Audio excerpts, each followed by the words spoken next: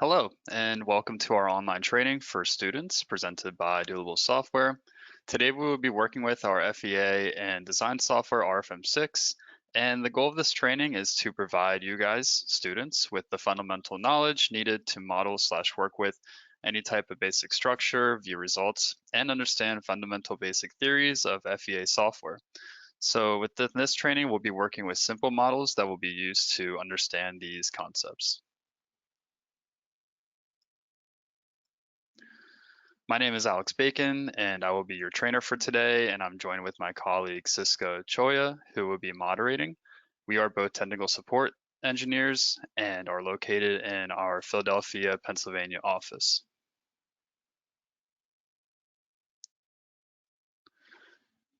Here you can see the control panel. This will be used throughout the training. You can show or hide this panel as well as adjust audio settings. There is a chat box and questions panel within this panel where you can ask questions. Make sure if you are sending a chat that this is set to organizers only. This training is intended for you to just listen, but you can model along if you would like. Cisco will answer any easier questions that are possible to answer through the chat and save more complex ones that could have some discussion with them for the breaks. This is where questions will be answered and discussed, and so we'll save that time for right before the breaks. With that said, there are 2 breaks planned throughout the training, one 5-minute break at 2 p.m. Eastern Standard Time, so 1 hour into the training, and then a second 5-minute break at 3 p.m. Eastern Standard Time at the second hour of the training. Here is the content for today's training that I plan to go through with you guys. So the first topic will be the basic principles of FEA. And then the second topic will be an introductory example, and that will include a continuous slab, which is where we'll start to get into RFEM and get into a little bit of modeling. The third topic is going to be plate theory. The fourth topic is going to be all about nonlinear calculations. And then the last topic where we'll talk all about singularities. So with that said, let's just jump right into it, into our first topic, and we'll just start going over the basics of FEA or finite element analysis. So to start off, computer software or computer programs are based on the displacement method. So another method that you might be aware of is the force method, where the unknown is the force and the internal forces must be calculated based on this. And with the displacement method, you can calculate the displacement vectors and then the internal forces and support reactions. And also, and most of the times, analytical solutions can be difficult with large complicated structures. And so this is where FEA comes into play. And so doing hand calculations are almost impossible with these large complicated structures, and the limits for what is possible with regards to complicated structures and hand calculating the results for these are being reached. So this is where FEA software is required, like I said. And with these structures, they are modeled.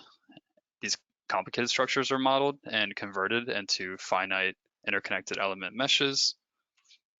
And then the material and the cross-section properties are given at each of these FE nodes within the element mesh. And then lastly, the mechanical behavior is transferred between the elements.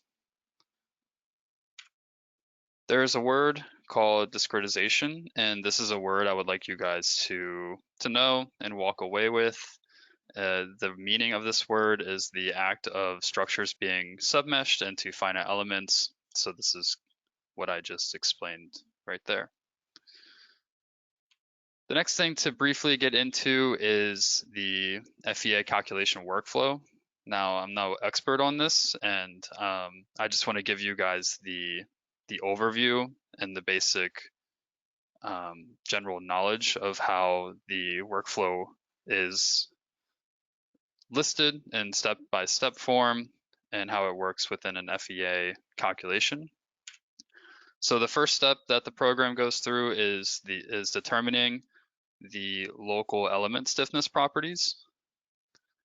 And then second, the program changes stiffness properties at each node and converts this into the global coordinate system. Then the composition of the entire structure takes place. Boundary conditions or supports are then defined, and these can consist of sliding supports, rigid supports, and hinge supports, as you may be aware of, for example.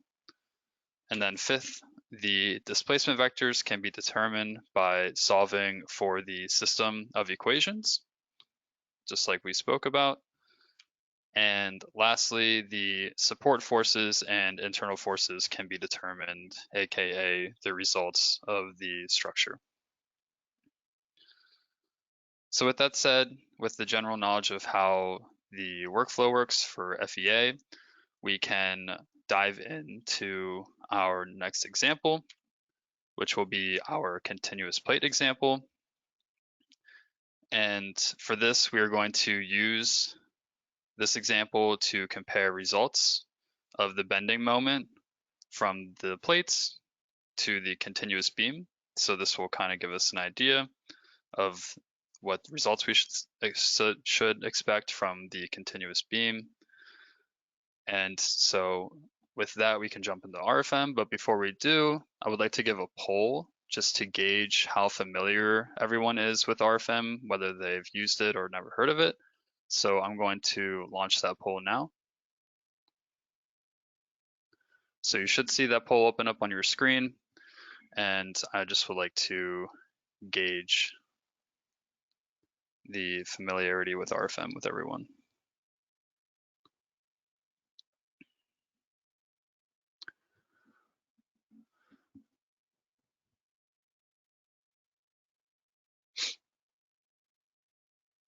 All right, so it looks like 93% of you voted so far, and it looks like about half of you, a little over half, are beginners, and maybe some of you are average at RFEM or familiar with RFM, so that's good to know.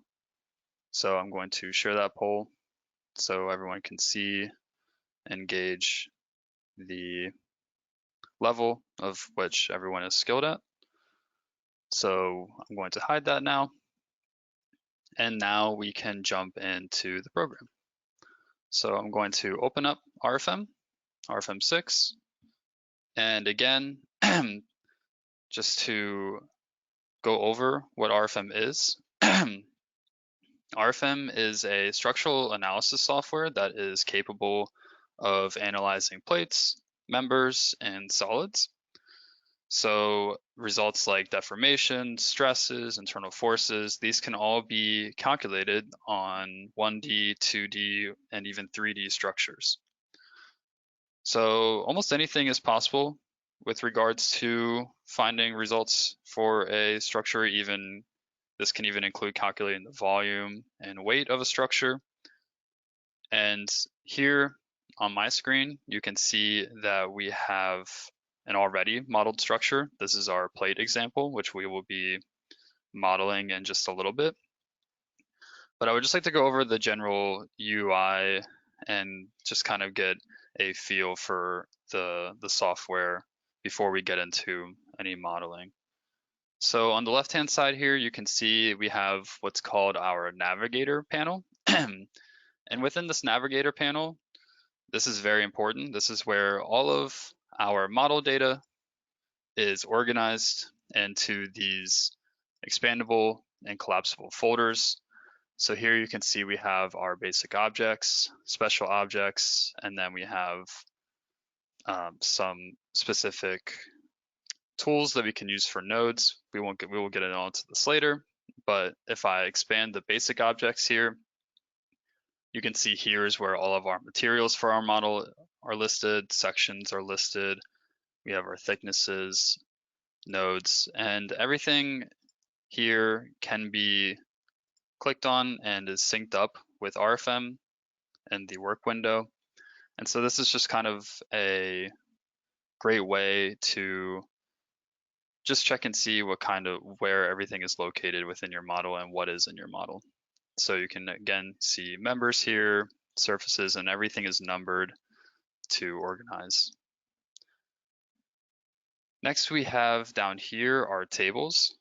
So the tables, this is also where data can be viewed and edited similar to the navigator, but within the tables, data can be edited numerically using numerical input. So right now we're looking at our static analysis, but we can change this to just the structure. So if we change the table here to structure, we can view all of our model data here listed and organized in these tabs down here. And basically anything can be edited down to the coordinates of a node. So if I go to basic objects and node, you can see we have our coordinates for our nodes here, and these can all be adjusted. Also within the tables is where if any design work is being done, this is where all of the input data and results are going to be shown down here in the tables. Next, you may notice that my background in my work window is white. Sometimes it can be black by default, if you've just recently downloaded RFEM.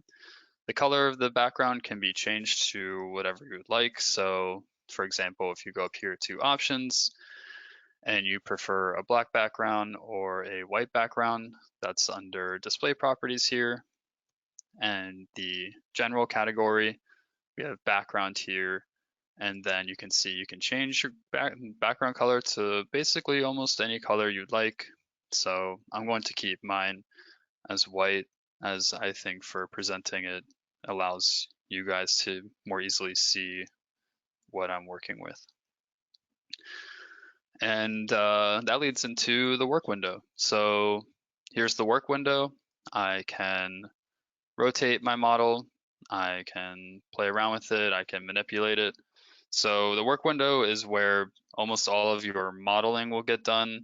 Right now I have my grid turned off. If I turn my grid back on down here, you can see I have my grid points and everything.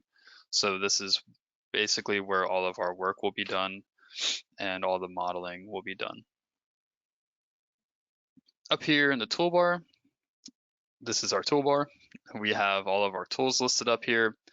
They're all organized into these categories, which can be moved and manipulated. The toolbar can be customizable and you can move things around to your liking.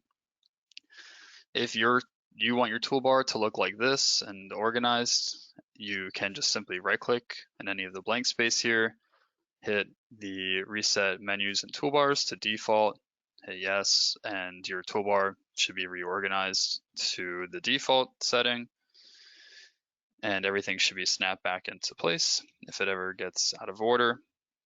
Next, we have our insert menu, our menu bar up here, which should look familiar to other programs. We have the insert menu here, and this insert menu basically organizes all of the functions you see on the toolbar here, all the tools, into a menu if you're having trouble looking for something, such as basic objects. Maybe you just want to create a node and create that graphically. Instead of hitting the create new node button, you couldn't find it, you can use the insert menu. Then next we have we have the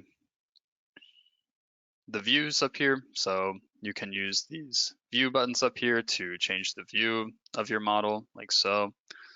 And we also have a new addition is the cube up here, which also allows you to change your views as well. So this is one way to look and change the view of your structure. You can also hit this button and it will give you a isometric view as well. Next, in the navigator here, right now, we're looking at the data panel. So there's 3 tabs down here in the navigator, multiple tabs. So this first tab is called data. Second tab is called display. And within this display tab, I can collapse all of these subcategories here. So we have subcategories such as model, results, and within this display tab, this just allows you to turn graphically off and on anything that's shown in the window here. It doesn't deactivate or remove anything from your model structurally. It just deactivates the graphics. So if I went under model here, and let's say I turned off surfaces, so you can see the surfaces disappear. This doesn't actually remove the surfaces from the structural analysis portion. It just turns off the graphics. So basically, here's just where you can turn on and off things graphically. You can turn numbering on and off. So that's the display tab. It's kind of where you'll find all of that stuff. Next, we have views tab. This works a little bit similarly to the display tab, but with a function called visibilities, this can be activated. And now you'll see once I activate visibilities, I don't have anything visible to me in my model that's deactivated. But let's say I only wanted to view surfaces that have a concrete material. You can see once just going to ignore that. Once I activate okay, so a little bit of crash there. Let's just reopen RFEM by closing out of that. And we can open RFEM back up. Sorry, everybody. 1 second.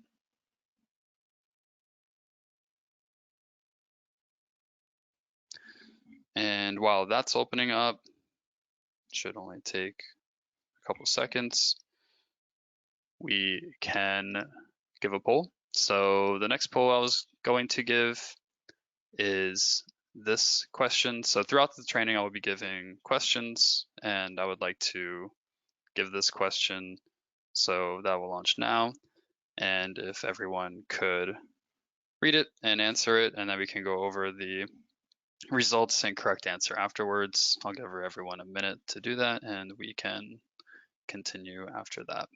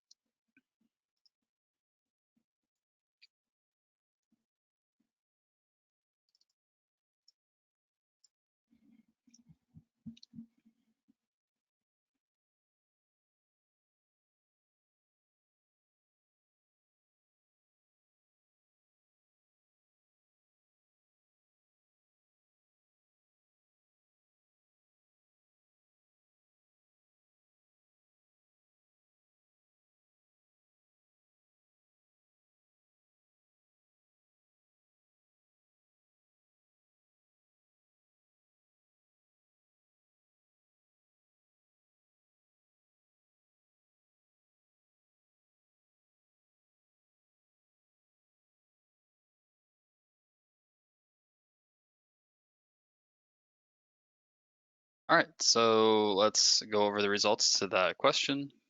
So I'm going to close it now and share the results. So the question was, what is the definition of discretization?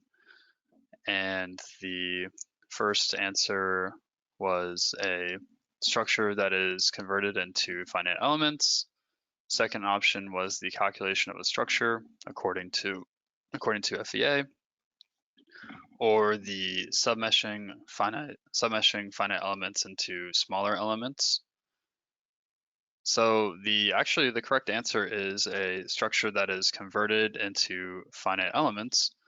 The submeshing of finite elements into smaller elements is actually not correct. So yeah, discretization is taking a complicated model or just a structure or a building and then throwing that into an FEA software such as RFEM and having that software submesh all of the elements of that building into finite elements. So that's discretization. And yeah, so I'm going to hide that.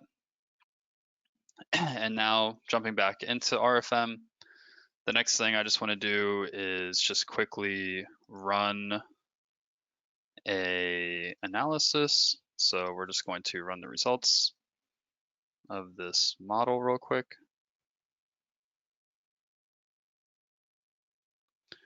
And then we're just going to quickly go over the results, nothing in detail. So just wanted to show you that once the results are run, that this fourth tab here in the navigator panel is going to appear. As you may have seen before, we only had 3 tabs, but now the results have ran, we have 4 tabs.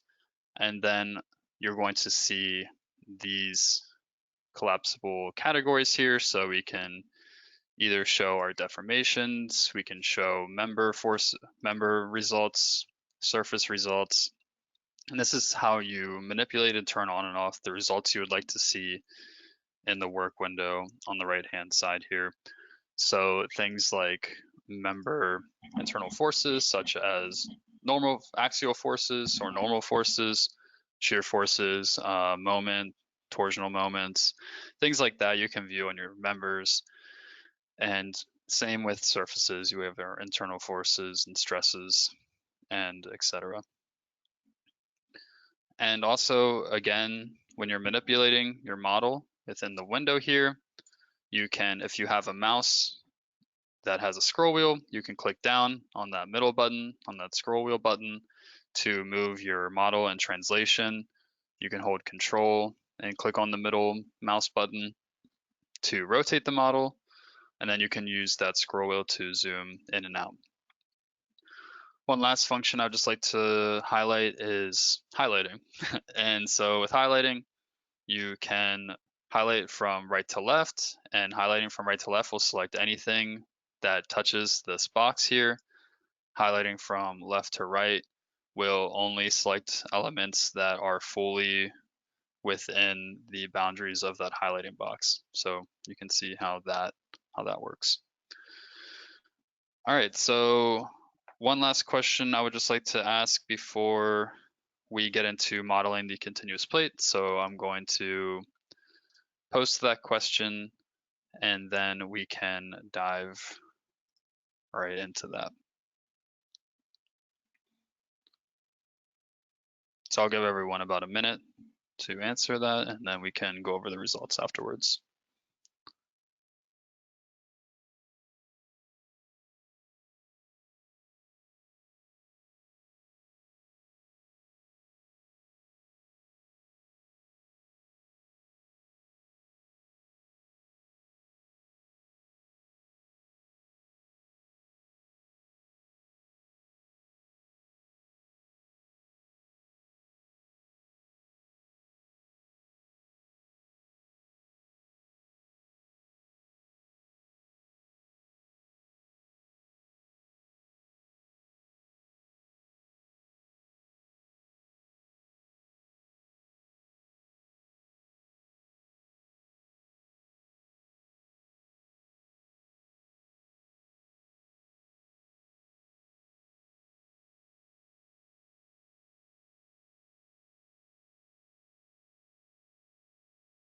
All right, so it looks like 93% of you voted. So let's just show those results real quick.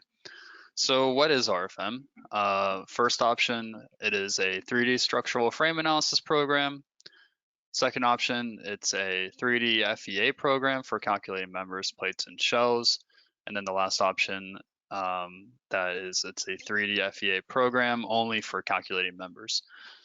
So the second option is correct. Looks like most of you got that one correct, so nice job. It's a 3D FEA program for calculating members, plates, and shells. The first option, 3D structural frame analysis program. So the problem with that option is that it is not just a 3D structural, it's not just for structures with that, it's not just for frame structures, it also can incorporate or model plates and solids as well. So, and then the last option is it's also can calculate surfaces and solids. So I'm going to close that. And now we can begin with modeling our model that's here, basically.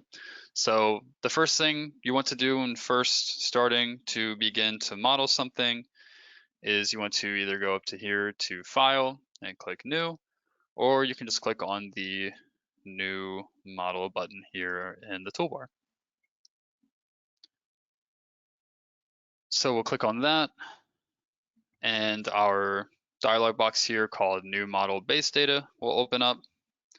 And so basically we just want to go through this first tab, this first main tab here under this base data dialog box, and give our model a name. So this model, I'm just going to name it continuous plate example, and we'll leave it at that.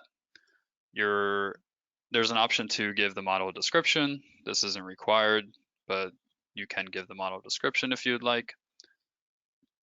Then down here, we have the type of model. We can either pick from 3D or 2D models, whether you'd like that 2D model to just be in the XZ plane or XY plane.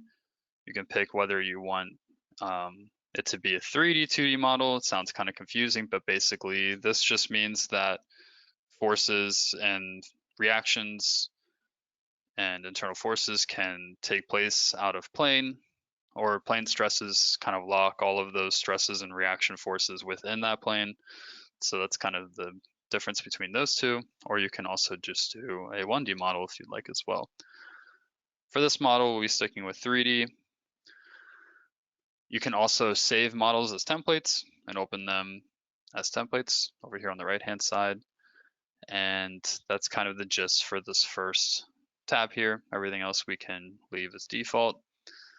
Next tab here is the add-ons for design. Within this training, we're not going to be going over any design, but we will be using one of these add-ons later, so this will come into play.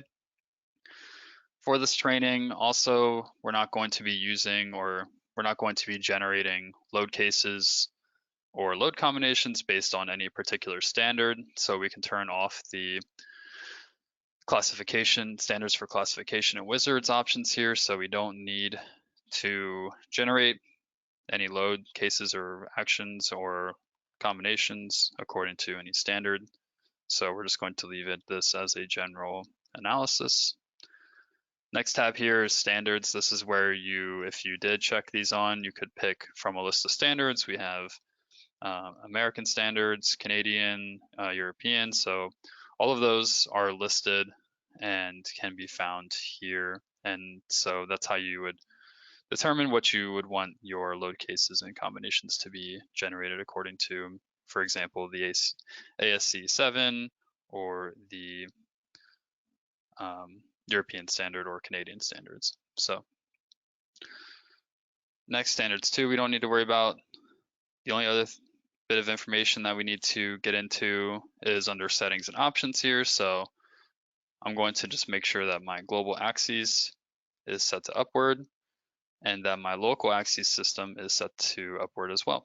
So we have our global axes, and that's always going to be indicated by a capital X, Y, and Z. And then we have our local axes, which is for every surface and member has a local axis. And it's always indicated by lowercase x, y, and z. So we'll keep that as upward. And now Everything else we don't need to worry about. These other tabs we're going to skip for now. And all we need to do now is click OK.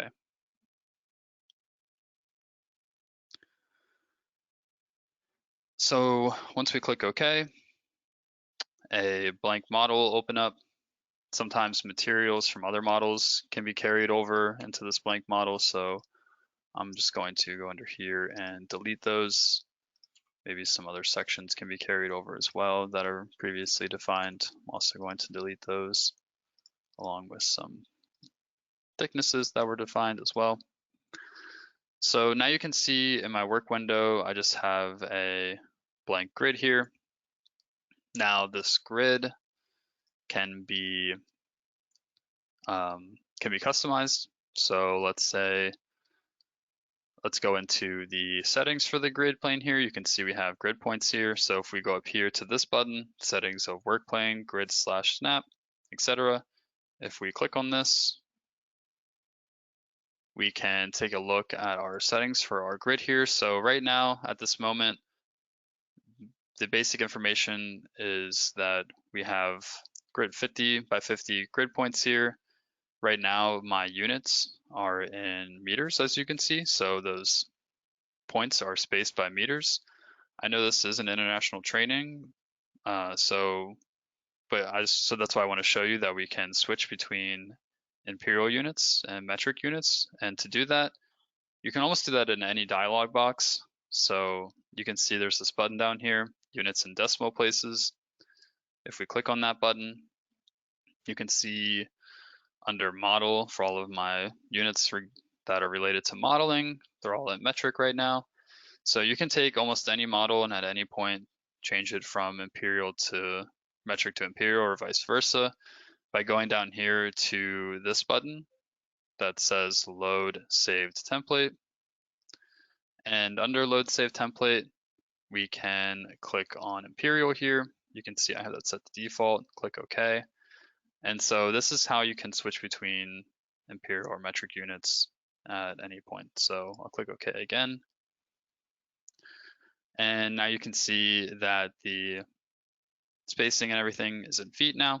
So I have a grid here that is a 50 by 50 and grid points in each direction. And those grid points are spaced out by 1 foot. For this model, I would like to change this from 50 by 50 to 100 by 100. So we can take that and I can just copy and paste the rest of this. So in the positive and negative direction and in directions 1 and 2, which you can see in this graphic over here on the right hand side to help you understand that, it's going to be basically a 100 by 100 grid. So I'm going to click OK. And now you can see my grid here is, just going to save this real quick. You can see my grid here is 100 by 100 now. And yeah, so now that we have the grid set up correctly, we can start to just model our first continuous plate. So I'm going to zoom in here and I'm going to go up here to new rectangular surface. And this is the first tool that we want to use. So I'm going to click on new rectangular surface to create this continuous plate. And now you can see this dialog box will pop up called new rectangular surface. And then we just need to define a material for this surface and a thickness for this surface. So first, we need to define a thickness. So I'm going to click on create a new thickness here. And the new thickness dialog box will pop up. So basically with the thickness, you can see what that is defining on the right hand side here. Normally you can think about this as with a beam member or column. That column requires a material and a cross section. So as an analogy, you can think of the thickness as the cross section and then we just need to give it a material. So every surface requires a thickness and material. So we're going to make the thickness of this surface 12 inches. And then we're going to go here to material. And when choosing a material, you want to click on the button Import from Material Library.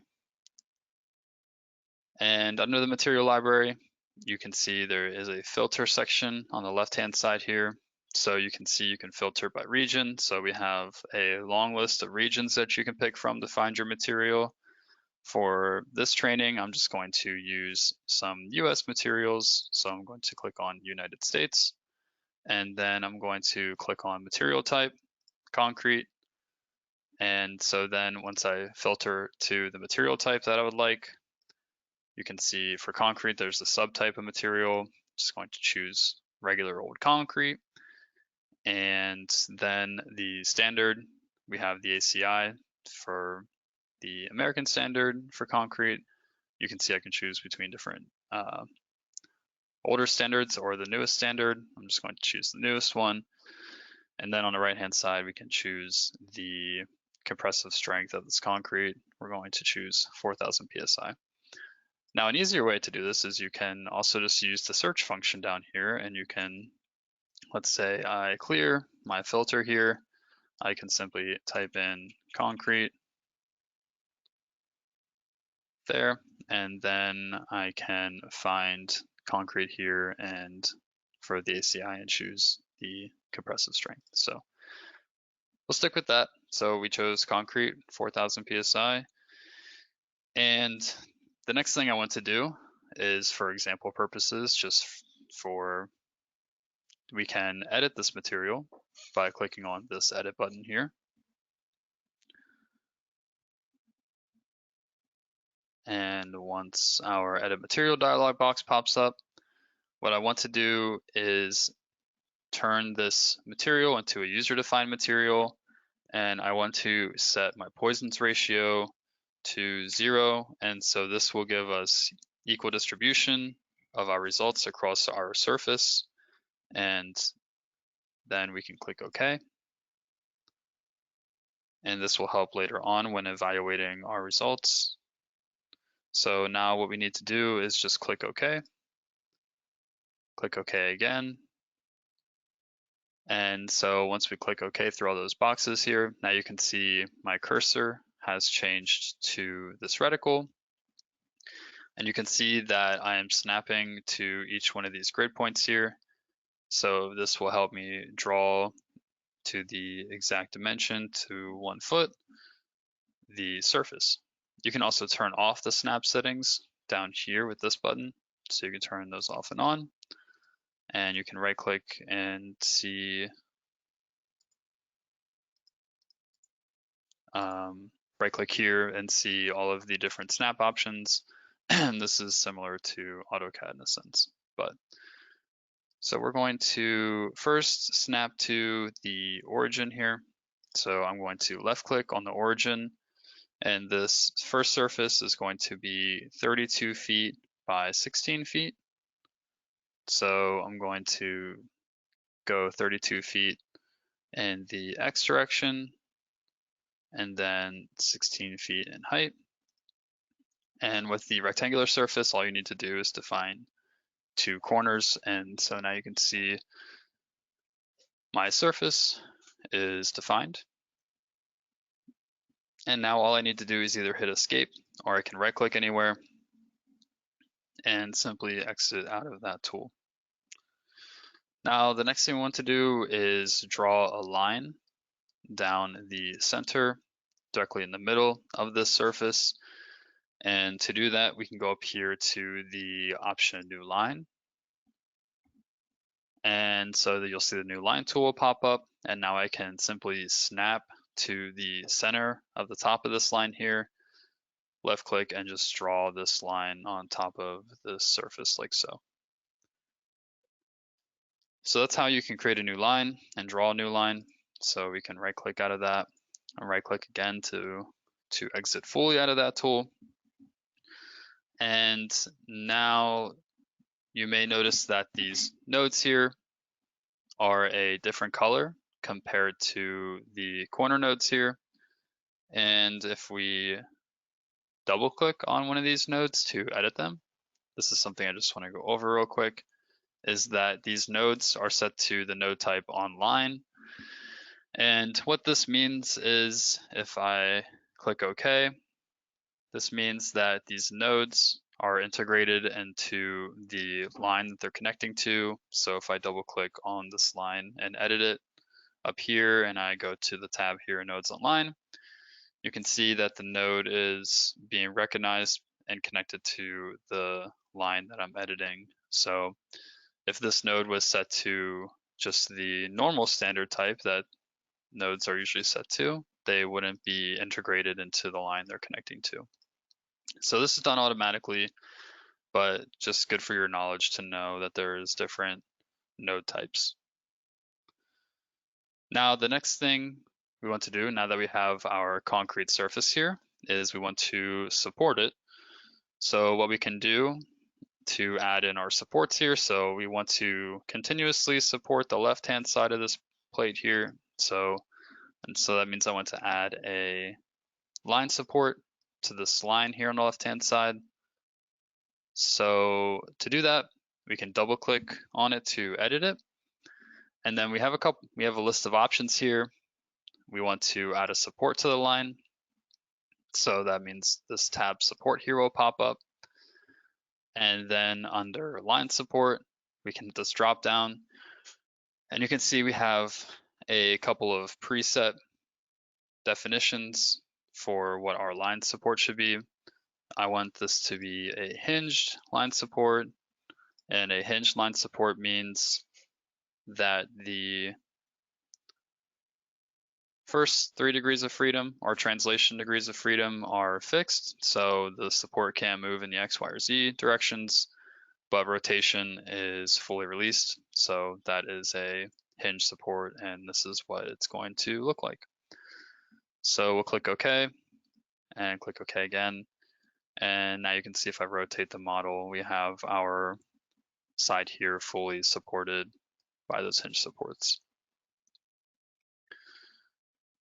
So also another thing to point out is if I double click on my line here with an RFEM, you will always see the nodes that are making up your line, or also if I edit this line support here, you always see the assigned line that goes with this line support. So with an RFEM, you're always going to know what objects are connected to each other by this upper right hand corner here, and that kind of helps you understand what's connected to what. So always clear there.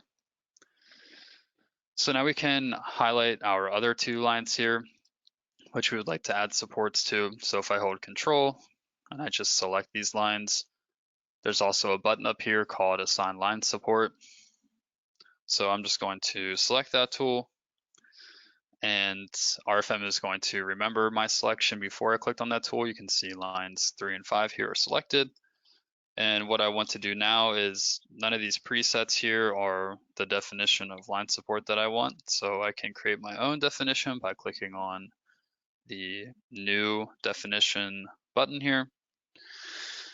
And this support, I want it to be able to slide in the translational X direction. So I'm going to uncheck UX here, which fully releases the direction in the global X direction, but you can see it's still supported in the Y and Z direction, and rotation is still fully released about the X, Y, and Z axes as well. So I'm going to click OK, click OK again, and now you can see those supports are added to my lines there.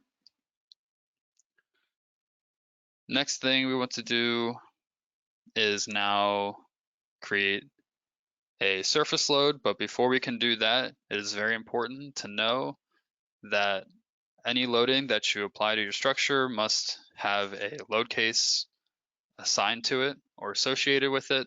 So the next thing we want to do is create a new load case. So you can see we already have our LC1 load case here already created by default. The program will always create or have a load case that's already created. So what we really can do is just click on the edit active load case here to look at that. So this is where you can create load cases. You can have multiple load cases and these will go into your combinations. We're not going to get into that this training.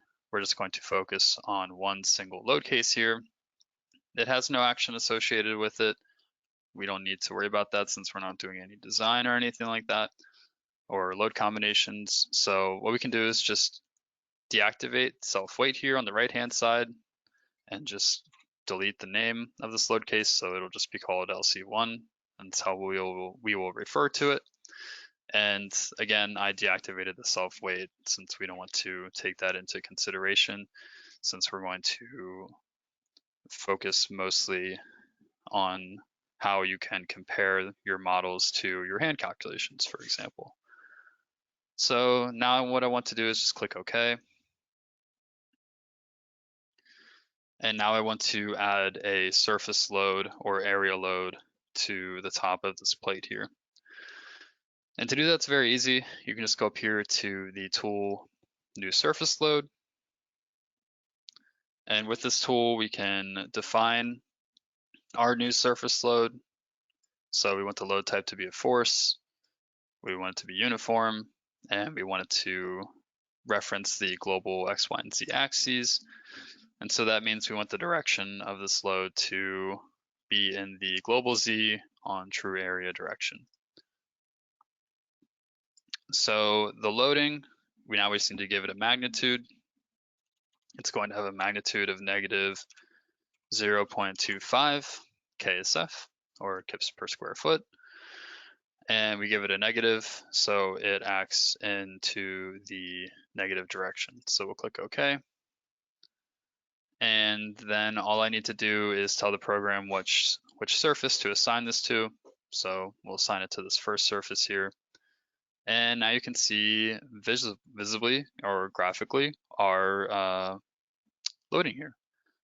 Something else you can do is right click on this loading and you can adjust the size of it using this slider here if you would wish to do so.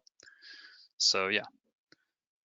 So now we have our plate here, it's supported, it's loaded.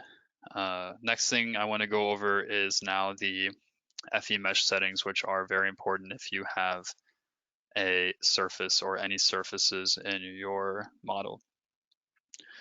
So to access the FE mesh settings, we can go up here to this button, hit this drop down, and we can access the what's called the mesh settings here. And this is always important to look at before you run any results. You can see these are the general settings, and right now under target length of finite elements, this is set to 1.64 feet, and this is going to be the global length that a finite element is set to throughout your entire model. So if this isn't changed, then this is going to be the length of your finite element. We're going to leave this as this length for now because we're going to add in what's called an FE mesh refinement. So with an FE mesh refinement, we can specifically tell the program for a specific surface what we want the FE mesh length to be. And so to do that, we can go into the navigator here on the left-hand side and create an FE mesh refinement. And to do that, we can go under types for surfaces, this folder here, and you can see there's a couple different types. This surface, what we want to add is a surface mesh refinement. So we'll right click on that and we'll click on the option here, new surface mesh refinement. This box will pop up and we want to create a new refinement. And so we're basically telling the program we want this surface to have an FE length of 7 feet. So we're going to create a couple refinements. This first refinement is going to be 7 feet as the target FE length. Then I'm going to define another refinement. This next refinement is going to be 4 feet.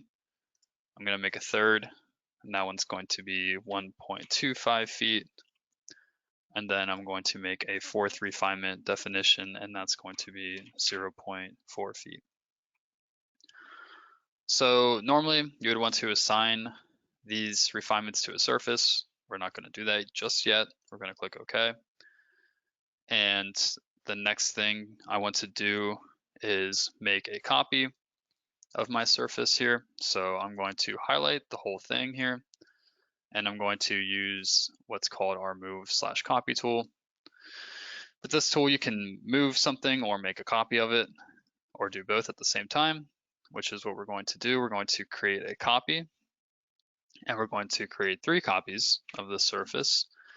And we want to displace them 37 feet into the X direction. And what this allows for is to be a 5-foot spacing between each of these copies, since the surface is 32 feet long. And so now all we need to do is hit OK. And now you can see I made 3 more copies of my surface here with all these supports and everything, and they're each 5 foot spaced apart. So now with our copies made, now we want to create our single member, or our beam member, that we're going to use to compare results to. Now to do that, you can see that my grid here is, we're going off my grid here a little bit, so I'm just going to highlight all of these plates, and I'm just going to drag them to the left a little bit so we have some space here on the right hand side to model the member. So I'm going to hit reverse z-axis direction, and then I'm going to go up here to the button create new member. Under new member, we're going to use the member type beam. This member type allows the member to take tension and compression forces and have fully fixed connections. What we want to do now is tell the program what cross-section this member is going to have and what material it's going to be made of. So to define the cross-section, we can just go down here to section with material and click on this button, import from section library. Now here is the cross-section library that's in RFEM 6. You have different categories here. As you can see, the category we're going to be focused on is the massive category here, which is where we can choose our massive rectangle section. And with this section, you can see we can define our material here. I already defined or had a preset of our concrete 4000 PSI material, our isotropic linear elastic material here. And if this wasn't already defined, again, you can click on the material library, and this is the same material library throughout that we've looked at from the surface. Next thing we want to define is the parametric massive, or we want to define the dimensions. So we're going to go under the parametric massive tab here. And so I'm going to define the base, which is going to be 40 inches. And then the depth of the section is going to be 12 inches. So you can see how this is going to be similar in depth to our surface, which is what we're going to be comparing to. So with that defined, we can click OK and click OK again. And now I can just draw my member, just like how I drew that line from before.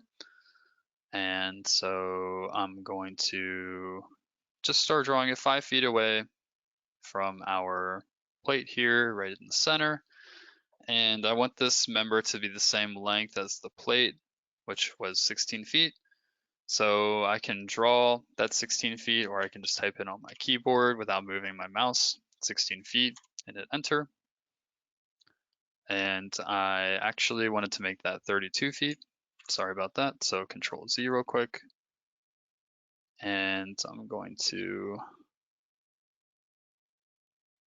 let's see, draw that one more time.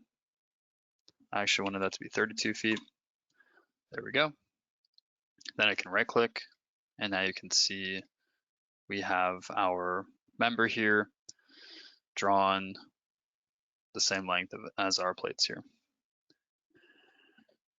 Now with this member, it's just floating in space right now, so we need to support it. I want to add a support directly in the middle of it. To do that, I need to add a node. So what I can do is divide this member by right-clicking on it, and you'll see my shortcuts menu will pop up when I right-click here. I want to go under member, divide member by a number of intermediate nodes here. Really need to divide it by one node, so we're adding a node to the middle of the member. But one critical option to turn on before doing this is we want to create this node on member, so that adds the node to the member without dividing it. So we don't want to divide the member, we want to keep it as one single 32-foot long member, just with a node in the middle. So we'll turn that option on, where we only want to divide it by one node, click OK. And now it's a little hard to see that node, but it's right there. So now if I just highlight this first node here, we want to add our nodal supports. So I'm going to go up here to nodal support instead of line support, since this is for nodes. We'll click on nodal support. And we want this support to actually not just be a hinge support. You can see we have some presets here for nodal supports. We're going to want to create our own definition here, and I will explain why in just a little bit. But we want all of our translational degrees of freedom to be fully fixed, but we also want our rotation about the local x-axis of our member, or about the global x-axis of our member, to be fixed as well. So we're going to click OK.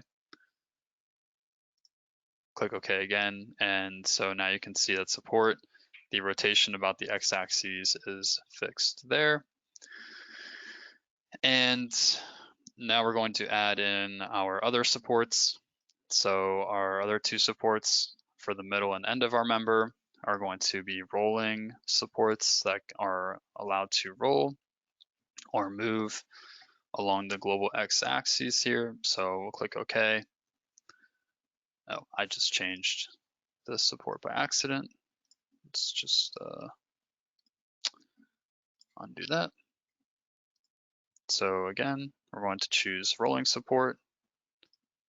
And with this, now we can just assign our support to our nodes here. So these supports, so the reason we needed to fix the rotation of the local x-axis for this one is if we didn't do that and all of these had the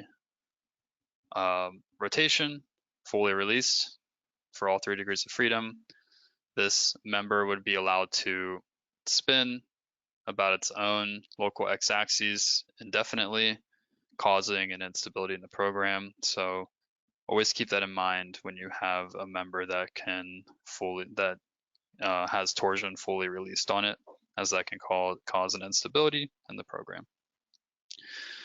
Next thing we want to do is add in a load. We want to load this member. So we'll go up here to new member load, similar to new surface load. And we want to add an equivalent load to our surface load, and that's going to be negative 0.210 or 0.21 kip per feet. And again, this force, it's going to be a force, a uniform force, and act in the global z-axis here. So we'll click OK, and now we can just assign our load to this member and click OK. And now you can see we have our loading there, our uniform load onto our member. So now what I want to do is, before we take a break and get to questions, is I just want to Actually, let's take a break now since it's 2 o'clock, and then we can get back to this model. So before we take the break though, I would like to ask Siska if there are any questions that came up that were asked, and then we can get into the break. Hey, Alex. We only have 2 questions. The Okay. first one is, when can they expect to see the recording of the webinar? Okay, yeah, that's a good question. So the recording of this webinar will be sent out. You should expect the recording to be sent out at the beginning of next week. So the recording will be sent out along with the materials such as these models that I'm going through and this PowerPoint. So that's a good question. And the second one is, how to display the result values on the surface. Okay, yeah, so that question, since we haven't gotten to the results of the surface yet, we can get into right after the break since we'll be running the results right after then. So I will answer that question once we get into the results. But that's a good question. So is that all of them? Yeah, that's all. Okay, awesome. Thanks, Siska. So yeah, we'll take a 5-minute break. So we'll come back here. So we'll meet back here in 5 minutes. So everyone use the bathroom or get a drink or something.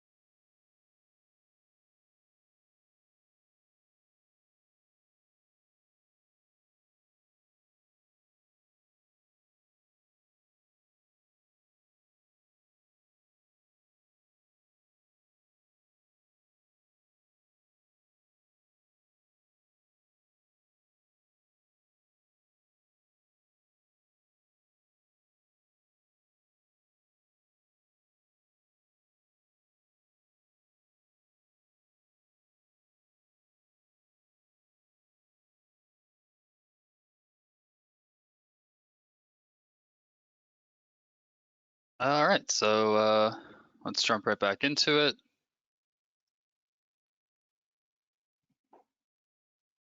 Looks like some of you are coming back. All right, cool. So yeah, so now we have what we just did was add in our supports and loading to our beam here on the right hand side. And now what we want to do is I want to show you is how to assign mesh refinements, and then we can generate the FE mesh. So I'm just going to up here with this button, turn off the loading. And since we created those mesh refinements, you can see them here in the navigator. So if I go to surface mesh refinements, you can see those definitions that we created under here. And the reason that they are blue right now is because they are not assigned to any surface. So if you ever see data in the left-hand side here and it's blue, anytime that means that it's not assigned to any element in the model. So what we want to do is I'm just going to right-click on surface mesh refinements, hit edit, and go through here and assign them to our surfaces. So we're going to assign this first one to our first surface, and you can see we can do that graphically by hitting the button there and clicking on our first surface, clicking OK. We can do the same thing for our second refinement. Select surface here, select our second surface, and then for our third one, again, we can do the same thing graphically, or if we know the number of our surface here, we can just type in 3, since this is surface 3 here, and then type in 4 for our last refinement, and hit OK. So now they change from blue to normal default color, and you can see we have these icons here now on top of our surfaces. And this is how you know these icons here, or how you know that there's a surface mesh refinement on top of our surfaces here. So now that we have those refinements, we can generate the FE mesh. And so to generate the FE mesh, you can do this manually. Normally this is just done once you run your results, but you can generate this mesh manually. So if we go up here to this drop down here and hit generate FE mesh, this will run the solver, and then our mesh will be displayed on our surfaces here. It's hard to see because our surfaces are gray and there's a grid. So what I can do here is just turn off the display of the grid since we don't need it anymore. And I can turn the rendering from transparent model to wireframe model. So now you can see our continuous beam here is just simply a one-dimensional 1D line here, just with material and cross-section properties applied to it. And you can see our frames of our surfaces here with dotted lines. And you can also get a better look at our FE mesh. So you can see gradually as we move from left to right here, our FE mesh gets pretty wonky, or starts out pretty wonky. And then the smaller the finite element gets, the finer our mesh gets and starts to look a lot better. So this is as we, from left to right, decrease the size. This first size was 7 feet, and you can see it goes from 4 feet to 1.25 feet and gets smaller and smaller. So this first surface here, I would expect very inaccurate results from this surface. And as we move from left to right, the quality gets better, and I would expect very accurate results from surface 4 here on the right hand side. So the next thing we want to do now that we created our FE mesh is add in a results section that will cut through our surfaces here and create a results section. So to do this, we can go up here to this button, set new results section. And to set a new results section, we can simply type in, it just needs 2 points, point A and point B, or 1 point or 2 points. We can click on this button up here, select 2 points graphically, and you can see I can snap to the center of my first surface here. And I'm going to draw this results section all the way through all of these surfaces here. So now we'll have a result plane section cut through all of our surfaces. This is based on the global coordinate system, and it's going to be set in our local z-axes. So that's where the plane will be located, projection direction, and we can click OK. And now you can see we have these arrows here for our section cut. So it is in the global z-axis plane, and that's how our results will be shown. So now we can calculate our results. We can go up here to this button called Calculate All. I'm going to click that, and RFEM will run through the solver and go through that FEA workflow that we talked about earlier and give us our results. Right now it is showing us the deformations, and also you'll see the results tab will pop up here. And whenever you run your results, I always recommend taking a look at the global deformations first.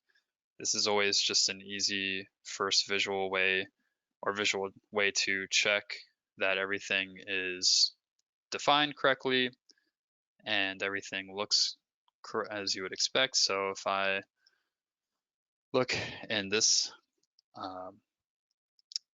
side view here of our model, the deformations are looking good, and they're looking just as we would expect them, or how we would expect them to look. Now, whether this side is accurate or not is up for discussion, but the internal forces are also the next thing we can take a look at. So we can turn off global deformations up here and check on members here. And once we check on members, or actually before we check on the results for the members, what we want to do is compare the results of our last section here with the results of our beam here. So what I'm going to do is go up here, or I'm going to select my surface here and select my beam. And what I can do is create a visibility by selected objects using this button. And now you can see the other objects have been grayed out in the background, and now the only ones visible are the plate here and the beam. And what I'm about to show you is very important. So if we take a look at the results on the member, so I'm going to check those on. You can see, one second.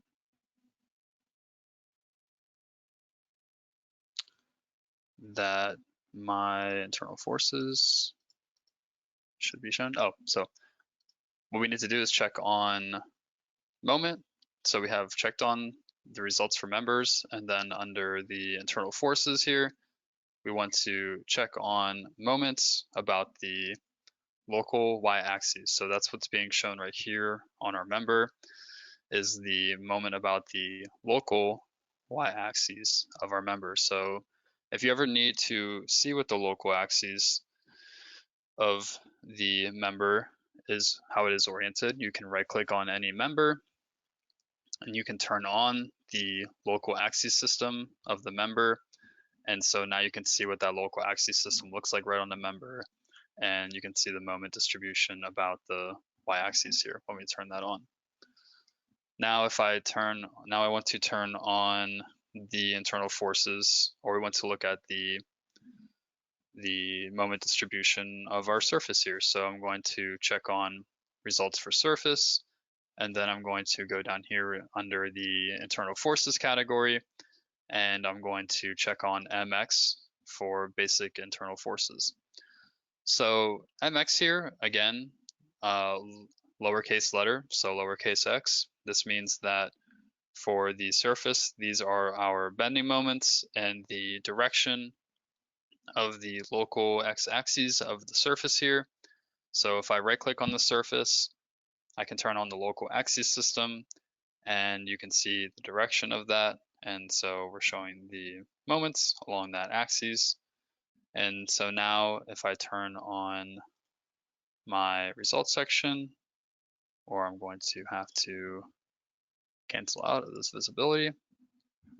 If I select these plates and members, there we go. So now you can see we can compare directly the moments of the moment distribution between our beam and our plate here. And these should be basically the same. So I'm going to also turn on results sections down here, turn on local extremes. So you can see that we have our results here, and they should be pretty close to the beam. And also we can show our shear force distribution as well. So I'm going to turn on the shear force in the Z direction, and then turn on the shear force for our surface in the X direction. And yeah, so we can compare those two. So I was wondering why our results are a little off here. So you can see I typed in the wrong magnitude here for either the surface or the plate here. So I'm just going to change this to negative 0.25. And then rerun that calculation real quick.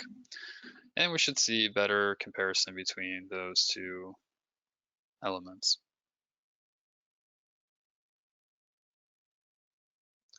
Okay, so now you can see we have a max shear force here of 2.4995 and a max shear force here of 2.499. So you can see between our plate and our beam here, we're getting very similar results.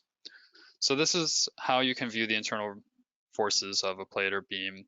And I just want you to keep in mind for these values, or for these forces here, what the lowercase axis symbol shows, and these all refer to the local axis system of what they're showing. So for surface and beam. So I'm going to clear those visibilities. Also, there was a question about how to show the values on the surface or on a surface. So I'm going to show that real quick. To show the values on a surface, we can simply go down here to values on surface and check that on. And then you can see that the value is shown for each,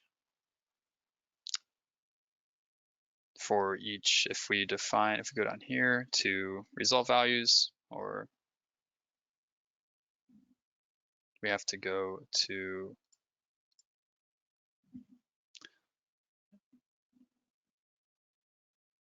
if I can find it, it's fine. So we have values of surface turned on, and then right here under values on surfaces, right now each value is set to a grid point. We can also change this to each FE mesh point, and you can also turn on symbols and numbering. So right now this is showing the shear in the X direction, so each of these is the shear that the surface is experiencing at that point. So always good to know how to view the values on a surface there. And now we can move on to taking a closer look at our results sections for each of our plate here. So I'm going to go up here and turn on or look back at the bending moment for each of our plates here. So if we take a look at each plate here, you can see that the bending moment is different for each one here. Starting with this plate here, we have about 10 kip per feet, or 10 kip foot, and you can see how that's decreasing, and each plate here with an increasing or decreasing mesh size is getting closer and closer to our control of our member here, which is what the result should be closer to. So you can see how inaccurate the results here of this plate with the larger and super coarse mesh size. So this shows the importance to making sure that your FE mesh is as fine as necessary, but as coarse as possible, because if you don't check on your FE mesh before running results, they can be inaccurate. But also, it's important to keep in mind that if your FE mesh is too fine, such as this last plate here, this is an example, if it's too fine, this can increase your calculation time. So if you have a large model and you have too fine of a mesh, your calculation time can greatly increase. So what I recommend is something like this third example here would be closer to an FE mesh where it's fine as necessary, but as coarse as possible. And another good rule of thumb to keep in mind is to have at least 4 FE mesh blocks between any span or boundary of your surface. So 4 FE mesh blocks between any line here is usually probably the minimum you want your mesh to be at. So something like this would be too coarse, where we only have about 3 FE mesh blocks, or is that we have 4. So this would be about the minimum of how fine you would want your mesh to be. But as you can see, the finer the mesh, the more accurate the results.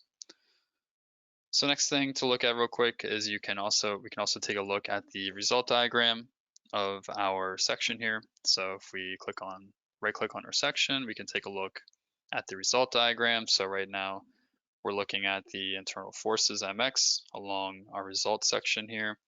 And this is just interesting because you can see what increasing your mesh size and decreasing your mesh size does, and having a finer mesh, as it adds more data points along this line here. And you can see the more data points, the better looking our member or our moment diagram starts to look. So you can see it starts off very rough and then gets finer and finer. So we can also, now I'd like to get into talking about shear stiffness. So with shear stiffness, such as for this beam, for example, if you wanted to compare hand calculations for this beam, if you wanted to run do hand calculations and compare them, you would have to take into account shear stiffness effects. Now, taking into account shear stiffness leads to things like the increased deformation due to increased shear forces, and that also leads to, in turn, increased moments. So this plays also a major role with things like concrete, because the thicker something is, the more shear stiffness effects you will have, or shear stiffness deformation effects you will have. So and this is all taken into account by default, I would just like to mention, by RFEM, so this is nothing you need to change, just something to keep in mind that shear stiffness effects are taken into account. So normally with hand calculations, you would assume that that the shear stiffness of something is completely rigid.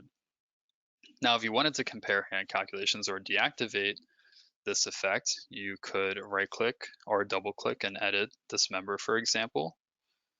And we could go under the section tab here and edit the member start here. And then there's an option here called deactivate shear stiffness. So keep in mind, well, so if we deactivate shear stiffness and click OK, the program's going to ask us to, or tell us this is going to require us to delete the results. We'll click yes, click OK again, and now we can run our results again, and we should see our results change based on checking off this option.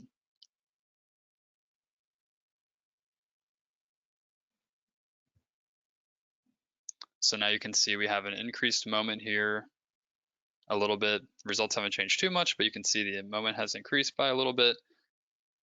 And this is because we deactivated the shear stiffness, or taking it into account with this beam. So now I would like to just give another question or another poll. So I'm going to throw that up on the screen now, and you should see that in just a second.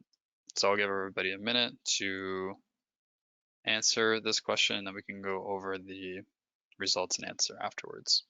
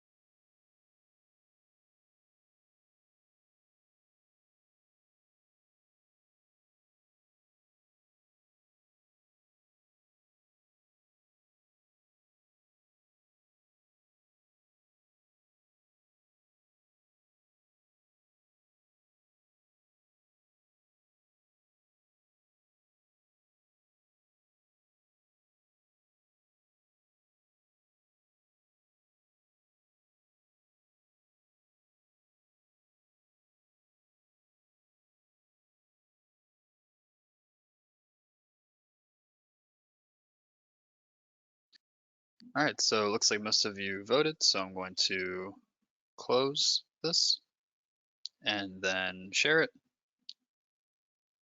So now we can see the results. So the statement is the FE mesh size should be, it should be as fine as necessary and as coarse as possible. Second option, as coarse as necessary and as fine as possible, or as precise as possible and as coarse as necessary. So the correct answer is as fine as necessary and as coarse as possible. And the reason for this is because you want your FE mesh to be as fine as it needs to be, and you also don't want it to be too fine where your calculation time is greatly increased because of how fine you made your FE mesh. At some point, you're going past a threshold of where it's worth it to have a super fine FE mesh, but also increase the calculation time, because so you hit a point where the results aren't really getting any more accurate and you are increasing your calc time. So as fine as necessary, as fine as it needs to be, but you want to make it as coarse as you can. So that's the correct answer and how you want to define your FE mesh with FEA software. So I'm going to hide that. And now we're going to move on to the next subject, which is plate theory, which kind of leads off of talking about shear stiffness. So I'm going to hop back into the PowerPoint here. And we can get into plate theory. So before we get into plate theory, I would like to give an analogy to, or make an analogy between plate theory and two theories for beam elements. So the first theory for beam elements is Bernoulli's, and with Bernoulli's we are making, and then with that, the other second theory from Bernoulli's is the Timoshenko theory, or what's also called the deep beam theory. So with the Bernoulli's theory, we're making some assumptions, and these assumptions are first that the that the cross section remains in plane and also perpendicular to the member axes. And the second assumption is that we do not consider any shear deformations. And what this means is that the shear stiffness of the beam is completely rigid. So that's the assumptions that are made with Bernoulli's theory, and this is what you're probably familiar with when running or doing hand calculations. The assumptions we make with the Timoshenko theory is that the cross sections remain in plane, but they don't remain perpendicular to the member axes. So the shear deformations are taken into consideration here, and the shear stiffness is limited and is not completely rigid. So this is the more realistic approach, and also you can see down here that we're not only taking into consideration just the deformations from bending, but also we're taking into consideration deformations from shear as well. So there is a graphic here. So for Bernoulli's, with this graphic, you can see that the shear deformations are perpendicular to the member axes here, which is what we assume for Bernoulli's theory. But with the Timoshenko theory, you can see that we have an additional angle here. And so this means that we are going to have additional deformation, and this is due to the additional shear deformation or shear stiffness being limited. So as the member deforms, the angle changes, and we are just going to have additional shear forces. So again, this is because we're taking into consideration shear stiffness for Timoshenko theory, but not for Bernoulli's.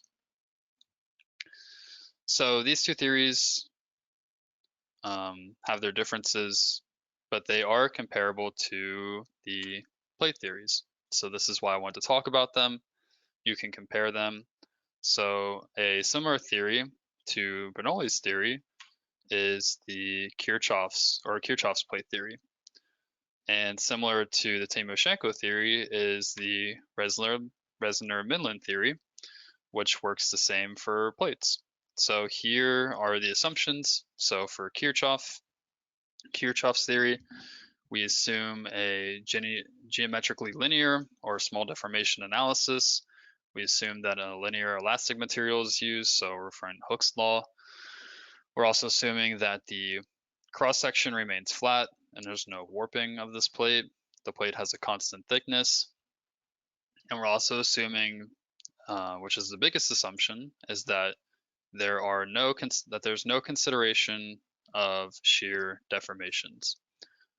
And that's with Kirchhoff's theory. Now, maybe you'll be able to guess, but with the Resner-Midland theory, we're assuming all of these same assumptions basically, but the major difference is that we are taking into consideration shear deformations, but including this, we are taking into consideration transverse and lateral strains. And so to clarify a little bit more on transverse and lateral strains, we can go to the next slide here. And here we can get a better look at what the transverse and lateral strains look like. So here we have one beam, and when a tension force is applied to this beam along its length, the cross section will shrink, and this is with regards or with respect to the height and the width. And you can see on the right hand side here we have the mu factor, and this is what takes into consideration the shrinkage of our dimensions as the strain is, or as the force is being applied to our beam. So again, just to summarize, Kirchhoff's theory for plate theory, this yields pretty good results when using very thin plates, for example, concrete slabs. Like the ones we're using in our example. But you have to keep in mind that this only considers pure bending load bearing capacity, and this is just a simplified approach, but works fairly well for thin plates. Again, no consideration of shear deformations with the Kirchhoff theory as well. So Resler-Mindlin theory, on the other hand, though, great for thin plates and thick plates. So the thicker the plate gets, the more, or the bigger the delta you'll see and the difference of results, and the more inaccurate Kirchhoff's theory becomes because of the shear deformations. The effect of shear deformations will greatly affect the thicker plates. And so in my opinion, the Resner-Mindlin theory should just be used by default, but it's just good to know the difference between the two. Now we can go back into RFEM and look at where these settings are located. So I'm going to switch back to RFEM.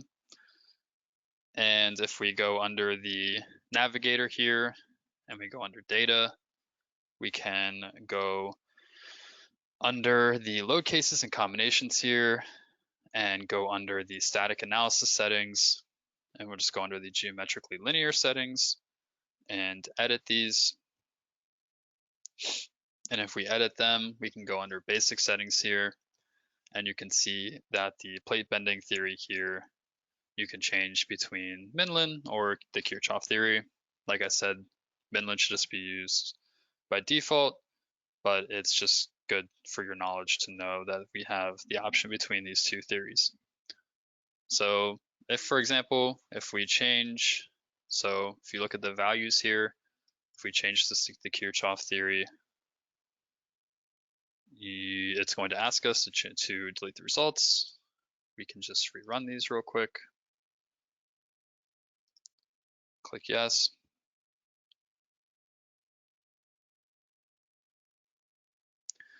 And we're probably not going to see too much of a difference in results because we have thinner plates here. So the results are going to be pretty similar, but you can see that now our results are more on this last plate here, are closer again to our beam now that we're not considering shear deformations.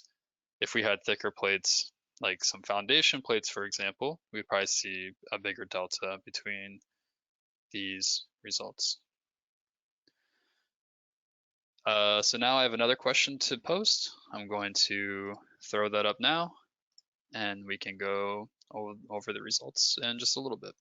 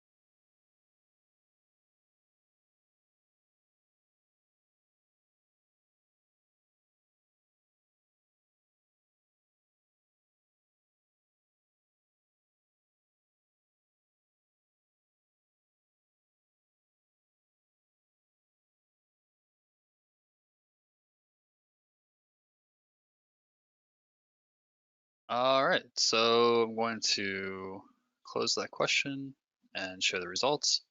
Awesome, everyone got this one correct. So the Kirchhoff theory does not consider shear deformations. That is true. The Midland theory does consider shear deformation, so great job. All right, I'm gonna hide that. And I just want to also give another poll and ask everybody if the pace is okay, if you guys want me to speed up, slow down. Yeah, so I'm just gonna put that up there and gauge that.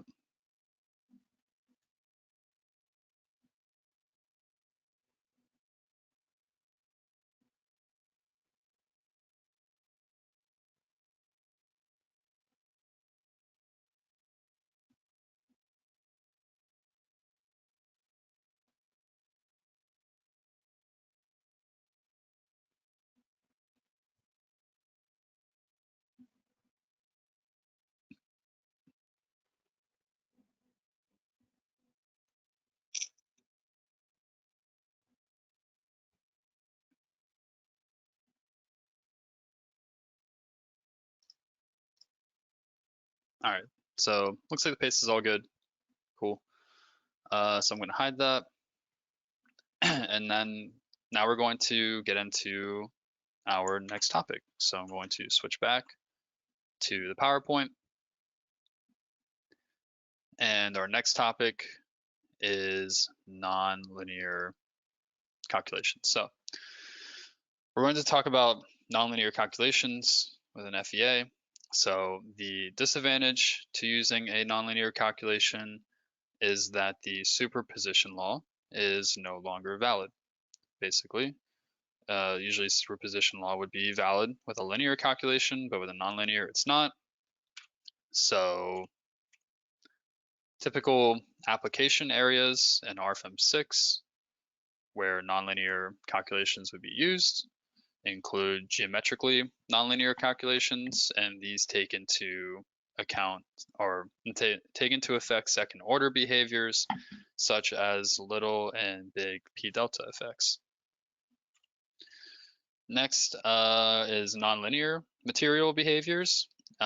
So this takes into account things like yield strength. And so you might have done some yield strength tests in your class or in a lab with a steel sample, and you can see how the stress strain graph is normally linear with respect to stress and strain, and this can become nonlinear and when it enters the plastic region. And so this is an example of where nonlinear materials would be considered. And there's also some examples of nonlinear materials like glass, silicone, and cable elements that where their stiffness changes depending on the forces applied to them. Then we have nonlinear behaviors for structural objects or structural elements such as members, hinges, or supports, for example. And we'll be getting into examples of these nonlinear behaviors in just a second. So yeah, keep in mind that these types of calcs or type of calculations can increase the accuracy of your calculation or of your model, but also at a large scale can increase the calculation efforts and time, similar to your FE mesh. So the more accurate you want your model to be, the more time it spent calculating.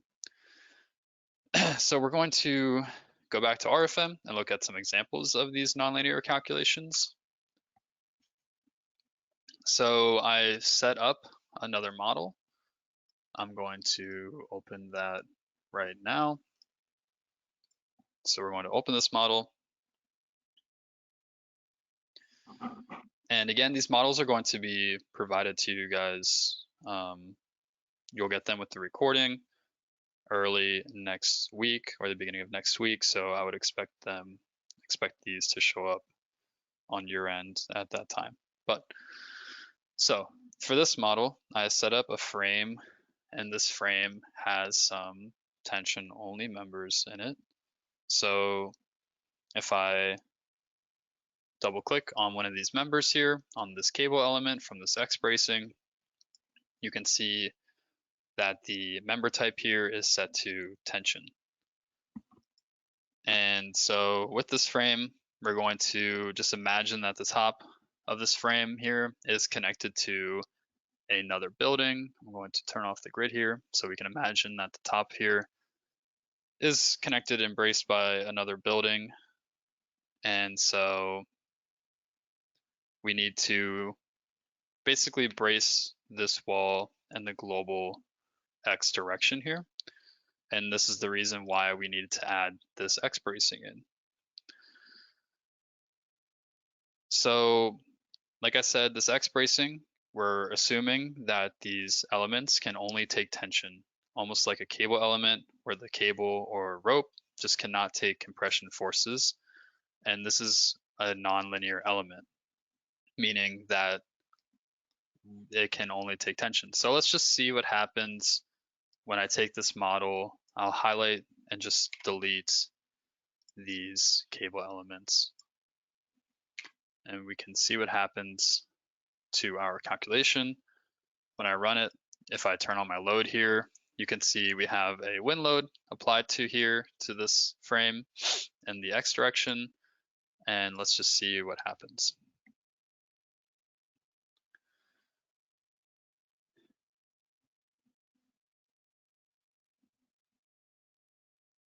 So you'll see an error pops up. Some errors and warnings occurred during the calculation. And the reason for this, we would call this an instability.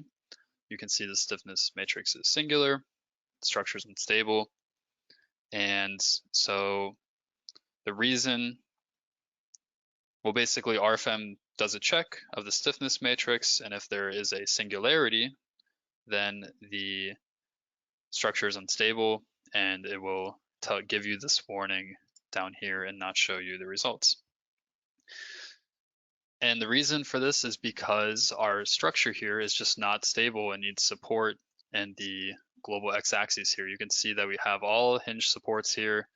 These supports up here are not providing any support in the x direction, and all of our connections here are hinged, and our members up here at the top are truss members, meaning that the moments at these connection points are fully released. So this whole model is just not supported in the global x direction. So what we need to do is stabilize this model. And how can we stabilize it? We can do that by adding in X bracing. So I can go up here to new single member, and under new single member, you can see we have member types. So we have beam. Beam type is the type you are going to be most familiar with. This can take tension and compression and has fully fixed connection points, meaning moments and shear forces are transferred between connections. We have a truss type here, which can take tension. It can only take axial forces like tension and compression, but it can't take, or just the connection points are fully released, so no moments are transferred between connections. And then we have our tension members. And our tension members can only take tension and cannot take compression. So these are our nonlinear members here. And what we want to do is go into our section here and change our cross section to a 1/4 of an inch round section here, which will act as our cable element. So we'll click OK. And now we can draw back in our X bracing here and do that like so. I'm going to right click, and now I can simply just take this X bracing that I've applied here, highlight it, hold Control to copy it. I can just take this, move it over while holding Control and copy it. Well, it's supposed to copy. I need to keep holding Control, so let's do that again. Let go of Control. So now we have our copy there. And so, yeah, now we have our X bracing. So now this structure is brace in the X direction. And so now let's try running our results again.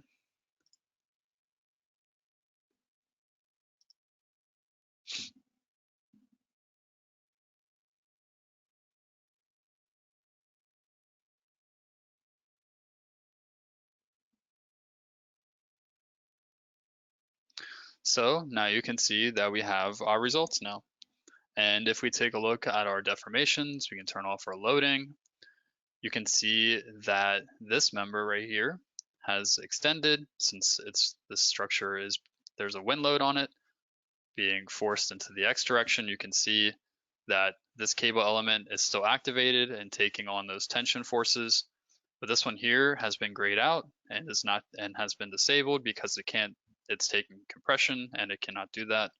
And you can see the same thing for this tension element on the right-hand side. We can also take a look and check on the results for our members and take a look at the normal forces or axial forces. And now we can see what the axial forces are on those two cable elements that are taking the tension. So red is positive for tension. You can see the blue here is negative for compression. And then if we also take a look at our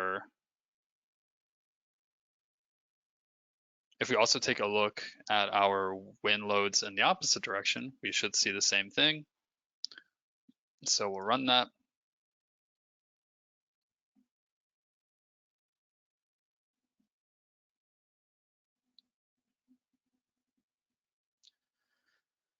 And now you can see the same thing is happening if we take a look at our global deformations. The other member now is taking compression and disabling, and the opposite member is now taking the tension forces. So this is one way to use nonlinear members or elements, or have a nonlinear calculation in RFEM. So that's the end of that example. And so I have another example I would like to show you. So I'm going to open up the next model. And that's here. So this next one, we're going to be going over nonlinear supports. And so with this model, you can see here, I just have two frames here supported at the top here. And you can see that I have on the right-hand side this nodal support here in blue. And the reason why this nodal support is in blue is because it's telling me that it's a nonlinear support. So anytime you see a support that's blue and not green, that means it's a nonlinear support. Green means that it is a linear support. So let's double click on this support and see what's going on and edit it.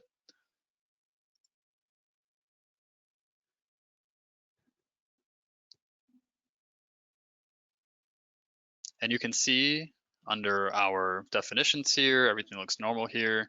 All 3 degrees of translational freedom are fixed here. Our rotation about the global z-axis is fixed. But for the x direction, we have a nonlinear set. So if I click on this drop down here under nonlinear, you can see I have checked on failure if negative px. And what this means is if this support experiences a negative support reaction, it will fail. So yeah, it'll fail, it'll disable, it won't add any support if a negative support reaction is activated. So let's see what this means when we run our results. So click OK again, and I will turn on my results. And you can see now that the deformations on the left-hand side here are pretty much almost non-existent. And that's because this force here, this support here, is absorbing all of the force that this load is providing. You can see this lateral load is pushing on the top of this frame here in the x direction. So this support is going to have a negative x support reaction, but it's a linear support. And you can see here on the right-hand side that our nonlinear support with the same setup is failing because it's experiencing that negative support reaction. And so it's disabling, and you can see how that affects our frame here. And we can also take a look at our support reactions by turning on support reactions here, and we can see those support reactions from the forces there. So before I get into the next example, it looks like we're approaching 3 o'clock, so I would just, I think we can take a break soon. So Siska, is there any questions from the chat? Um, yeah, we only have one question, and Okay. someone asked if it's possible to assign hotkeys to a command. Okay, yeah. Yeah, that's possible in RFM. You can assign hotkeys to a command, which is actually pretty helpful. To do that, so let's say we wanted to change the save function, the command of the save function or something like that. You can go up here to the customize menus and toolbars, and we can go under, let's say, tools, and let's say we wanted to add a keyboard shortcut to the measure function, for example. We can do that. You can add a keyboard shortcut to any of these functions up here by just double clicking on them and then entering the function or the shortcut on your keyboard, and you can set that. And so then that's how you can assign hotkeys to any command within RFM. So great question. Thanks, Siska. Yep, that's all the question. Okay, good to know. Thank you. So yeah, so we can just go into our break now. So we'll just take a 5-minute break, and we can come back here at 3:05 Eastern Standard Time.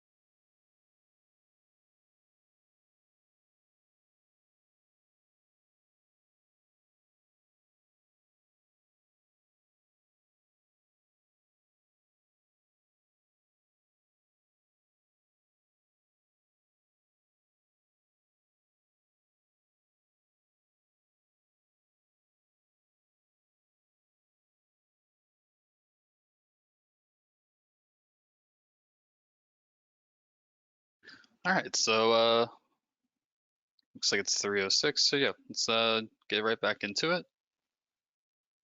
I'm going to go back to RFEM.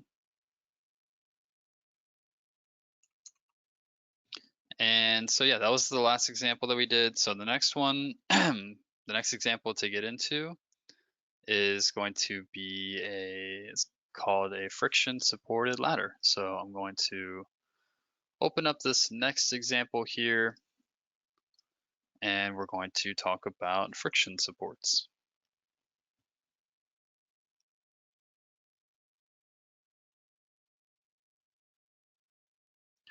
All right, so here you can see I have modeled and created this ladder here. And with each support here, you can see that each load case here has a support that's set to each step here. So I can go through each load case and you can see that with each load case, the loading gets higher and higher on this ladder here. And the goal of this is to see if the ladder is going to receive too much vertical load and if it will slip into the X direction. So you might have noticed that the top supports here are green, so they're linear. You can also see that they are only supporting the top of this ladder in the X direction. They're not supporting it in the Y or Z direction, and they're not giving it any rotational support. So we're basically assuming that this ladder is just resting up against something, up against a wall like a normal ladder would. It's just resting up there. And we're wondering, okay, at what point will this ladder slip the higher and higher somebody climbs it? We want to make sure that the ladder, the friction at the bottom, is enough to keep this ladder from slipping out into the X direction the higher and higher somebody climbs it. So what we did is we made these supports down here nonlinear supports. So if I edit these supports by double clicking on them and looking at the definitions of them, you can see that there's no rotational support. They are fully fixed in the Z direction, so they're resting on a solid surface, but this ladder could slip out in the horizontal direction or lateral direction. So you can see in the X direction and the Y direction, we have activated the nonlinearity friction, PZ. And so activating these, you can see that now we have some new tabs up here for UX friction PZ and UY friction PZ. Now if we look at UX friction PZ, you can see that we have entered here a friction coefficient. And you can see μx, this friction coefficient, is set to 0.2. And this basically sets a maximum bearing capacity for the support. And if the reaction in the X direction exceeds the normal force, Pz, multiplied by this friction coefficient, then the support will fail. So basically the ladder will slip out either in the X direction or the Y direction. So again, this maximum bearing capacity all relies on what the normal force is multiplied by the friction coefficient. If that exceeds the reaction in the X direction, then this support will fail and give out. So let's see. So if we go click OK, let's click OK again, and let's run all of our results and see what happens when we run these results. So just looking at the deformations, we can see that for this first load case where our loading is applied to the bottom rung here, we're fine, nothing, the ladder is staying in place. But as we go to our next load case, as the force starts to go upwards, we can turn on our support reactions and kind of see how what our force is in the x direction. You can see we're at 0.03 here, and we're at 0.5 here for the normal force, 0.03 here, and as we increase our loading higher and higher, you can see that that reaction in the x direction is increasing, 0.05, and as we go higher, 0.06, 0.07, 0.08, we're getting higher and higher, 0.09, and boom, at load case 12 here, as we approach about 3 rungs down from the top of this ladder, you can see that our supports have given out and the ladder is now slipping out because we have reached a reaction force in the x direction of 0.10 kilonewtons, and so this is exceeding our 0.2 multiplied by 0.5 here, which would be higher or lower than our vertical or our horizontal x direction here. So these supports have released and given out, and now our ladder is slipping out. So this is basically how you can use friction supports in RFEM and how useful these can be. And this is just one example of how friction supports can work and how they can slip. So moving on to another example, our next example is going to be all about plastic analysis. So I'm going to open up the next model here.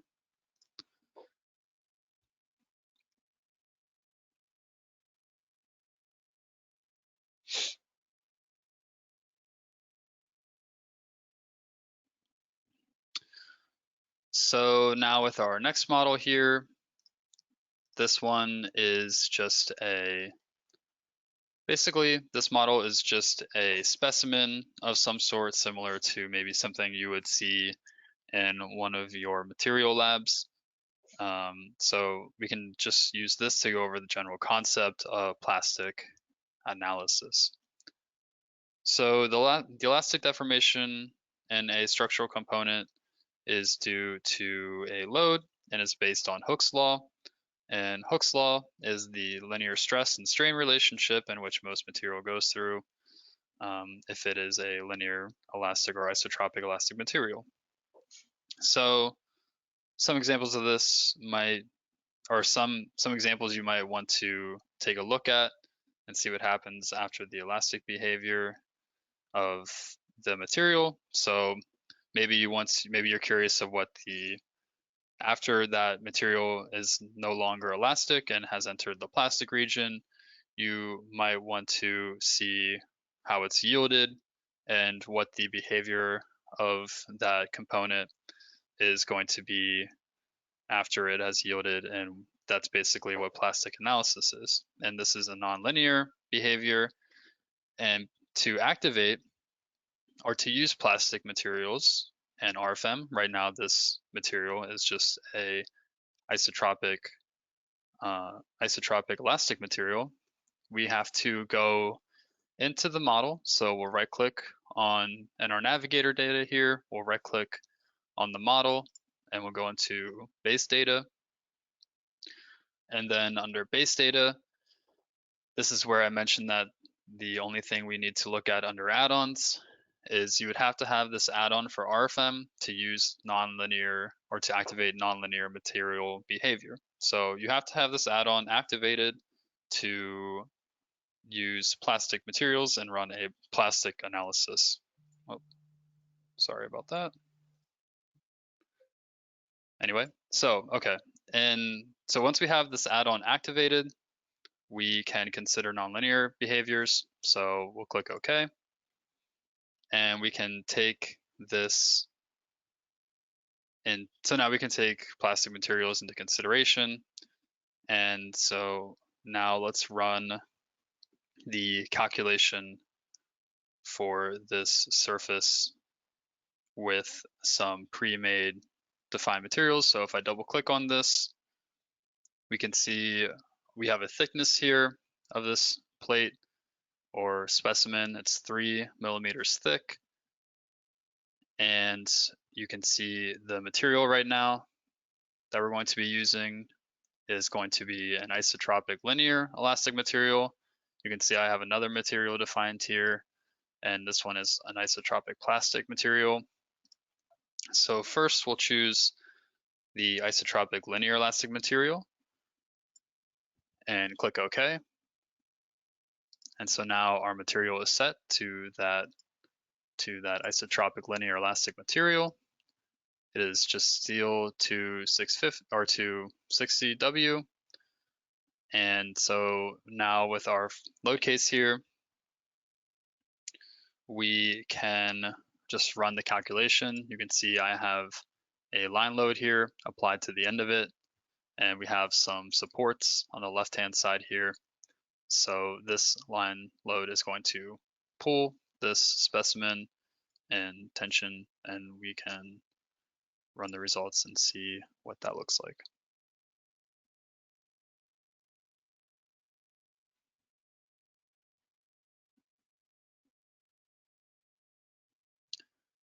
So normally we would start off looking at the global deformations, but this isn't really the focus of this example.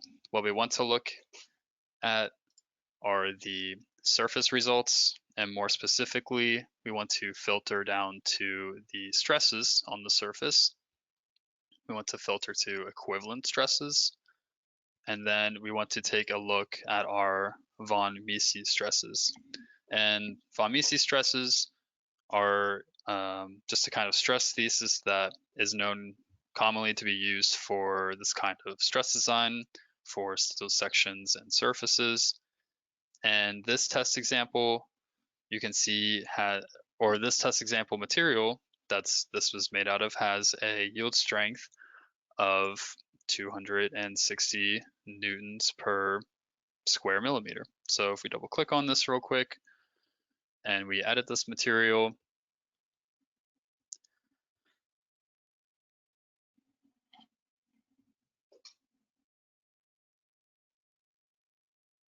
you can see if I go under material values, strengths, or under strengths here, you can see that we have a yield stress of 260 newtons per square millimeter. So if I exit out of here and we go back to the results, we would expect that the tensile stress should be close to that yield strength. So if we want to see that this yield, we would have to take into account what the maximum loading that this specimen can handle. And so with knowing that the yield strength is 260 newtons per square meter, let's take a closer look at what this line load is, or the loading that has been applied. So you can see that the force that is required to reach the steel strength of this model is as follows.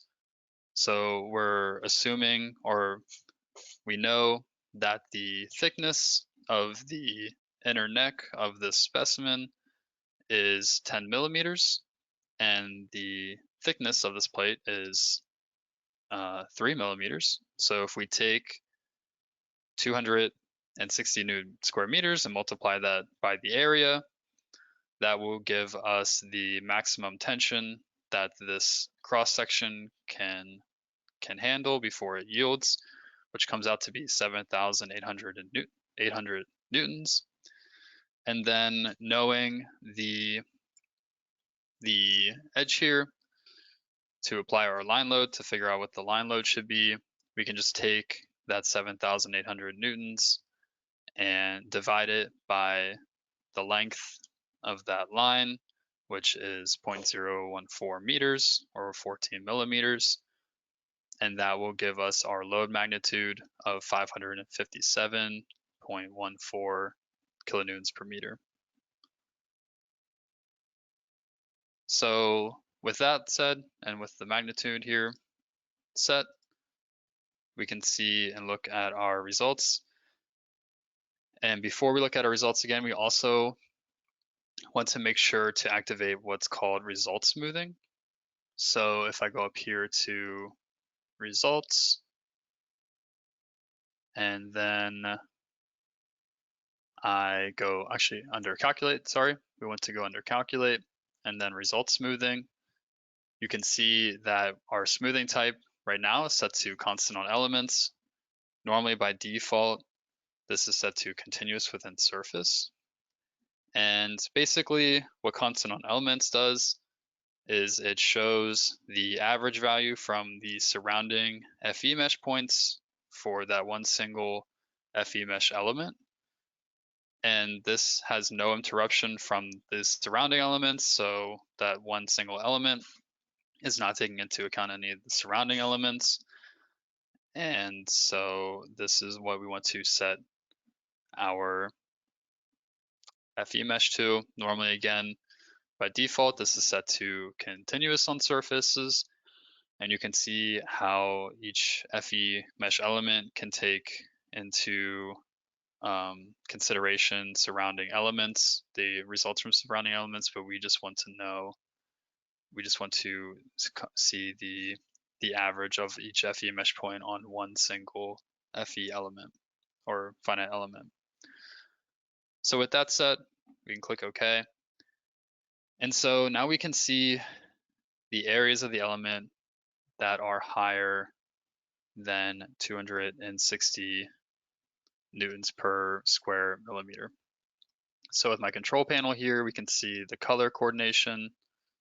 I can zoom in a little bit more, and you can see we have that maximum loading applied, and you can see these areas in which these red and darker red areas right here at the very top around these locations, in which this plate is experiencing higher forces or stresses than 260 Newton square millimeters. And what we can do to even better see or visualize this is we can double click on the color panel here, and we can set a limit here to 260. And now you can get an even better visual of where those areas are that are being exceeded and where the material is exceeding that yield strength. So you may be thinking this is steel and it's an isotropic material, and this can happen if it exceeds that yield strength. This limit can't be exceeded. That's the yield strength. So we shouldn't be seeing, or these stresses wouldn't be shown realistically, and they wouldn't be passing 260 Newton millimeters squared. But we were getting stresses higher than that. So this is where we want to consider the material as a real nonlinear plastic material behavior. And we have to activate, like I mentioned before, the nonlinear material behavior add-on and choose a different material. So what I'm going to do is double click here, and I'm going to go into my materials that I already have preset, and I'm going to choose the same material, but instead of a linear elastic material, this is going to be a plastic material. So you can see here now, it's an isotropic plastic material. If we take a look and edit this material, we can see the different material models that we can choose from. We were just using a linear elastic material. We have isotropic plastic, and we have another longer list of other material models. We're just going to be focusing on plastic for surfaces and solids. You can see here at the top, a new tab opens for this. And you, within this tab, can set what you want the stresses to be shown as. We're going to keep them as von Mises. And then you can also set down here what the yield strength for compression and tension is going to be. So you can see here, this is 260 Newton per square meter. You actually can't, this is grayed out since this material is from a standard, but if you were defining your own material, you could set these limits here. You can also see we have the modulus of elasticity here. And then we have some diagrams on the right-hand side here, giving you more details on these limits and how the material is going to behave. So now let's run the calculation again, now that we have set our material to a plastic material, and let's see what that's going to look like.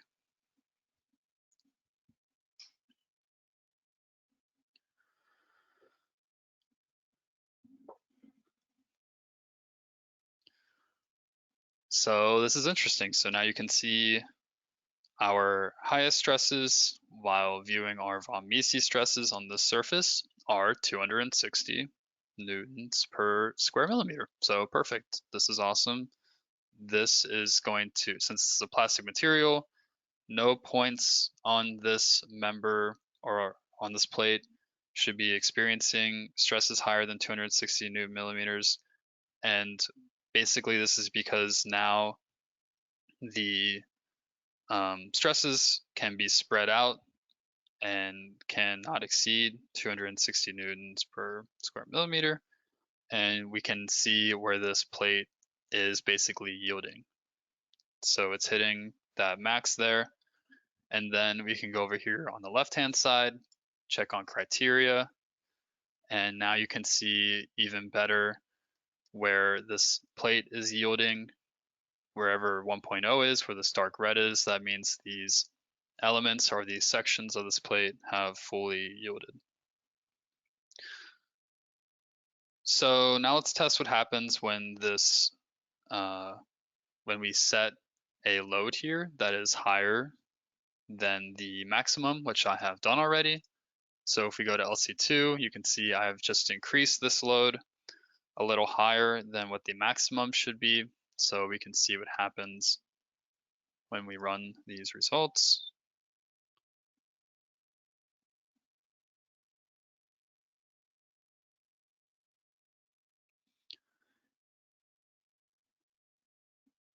So now you can see, let's take a look at the deformations of the exact limit of where this, of what this plate can handle. So you can see we have our deformations here, and nothing's really deformed too much. It's just experiencing strain here in the X direction. But if we look at what happens when the limit is exceeded, you can see here that where the material has fully yielded, that the lateral strain is causing the section to shrink, and we're getting even higher deformations of 4.4 millimeters since this section here has fully yielded. And we can even play a little animation here, and you can see what the difference is between before it's yielded and what it looks like after it has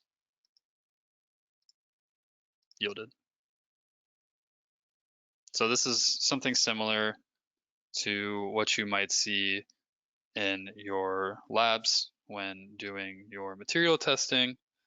And these are the kind of nonlinear effects that you can consider with an RFEM 6.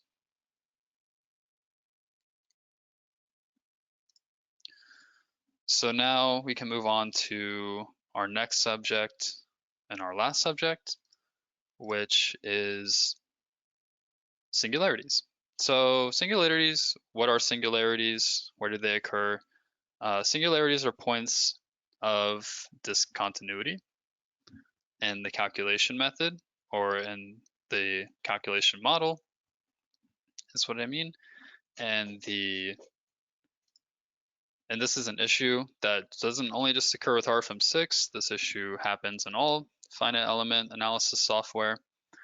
And the result will then be the result that comes out of a model with singularities or at a singularity These results are not meaningful or plausible and should not be taken into account. So what this means is that there is an issue with how RFM solves the model. There's no real There's no real physical issue with the structure. It's just how the software is solving the model. So this causes infinite stresses and internal forces at a singularity. So you'll see very high stresses, very high internal forces at that singularity. And so the mesh refinement, or refining your mesh, or even just increasing the mesh refinement, is not going to improve this result or help at all. It does give you, though, a better idea of the location of that singularity.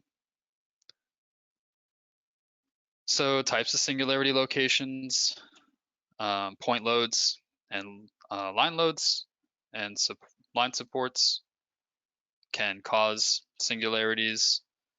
Openings or reentrant corners or connecting corners can cause singularities.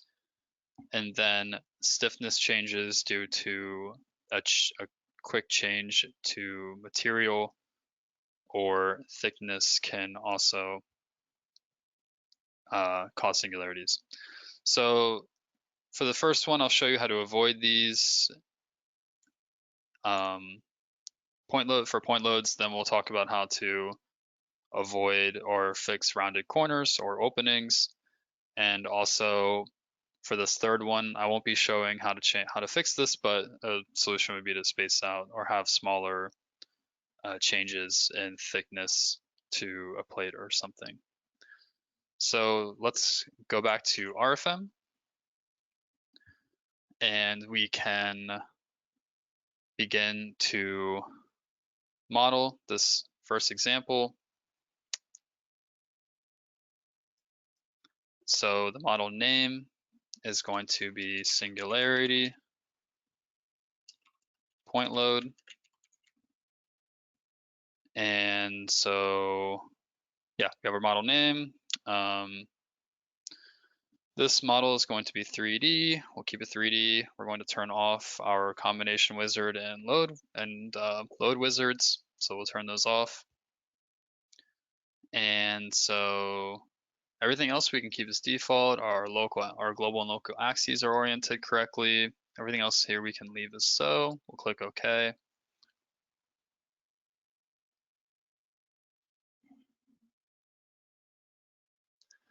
And now you'll see our grid here, 50 by 50. Let's check our units. We will switch our units to imperial.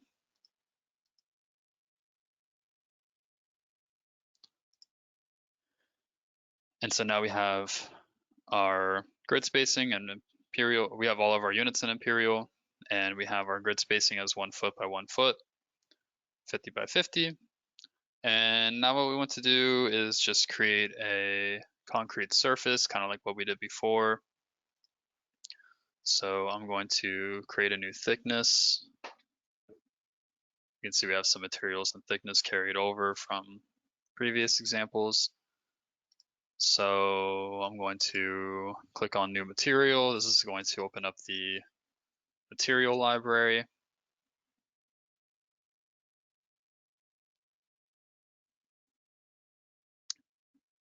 And so now I'm just going to type in concrete. I'm just going to make this concrete 4,000 PSI. And click OK. And we want the thickness of this to be arbitrarily 12 inches. Okay. And now we just need to draw out our surface here. It's going to be similar to the plates we've drawn earlier. So we're just going to make it 32 by 16.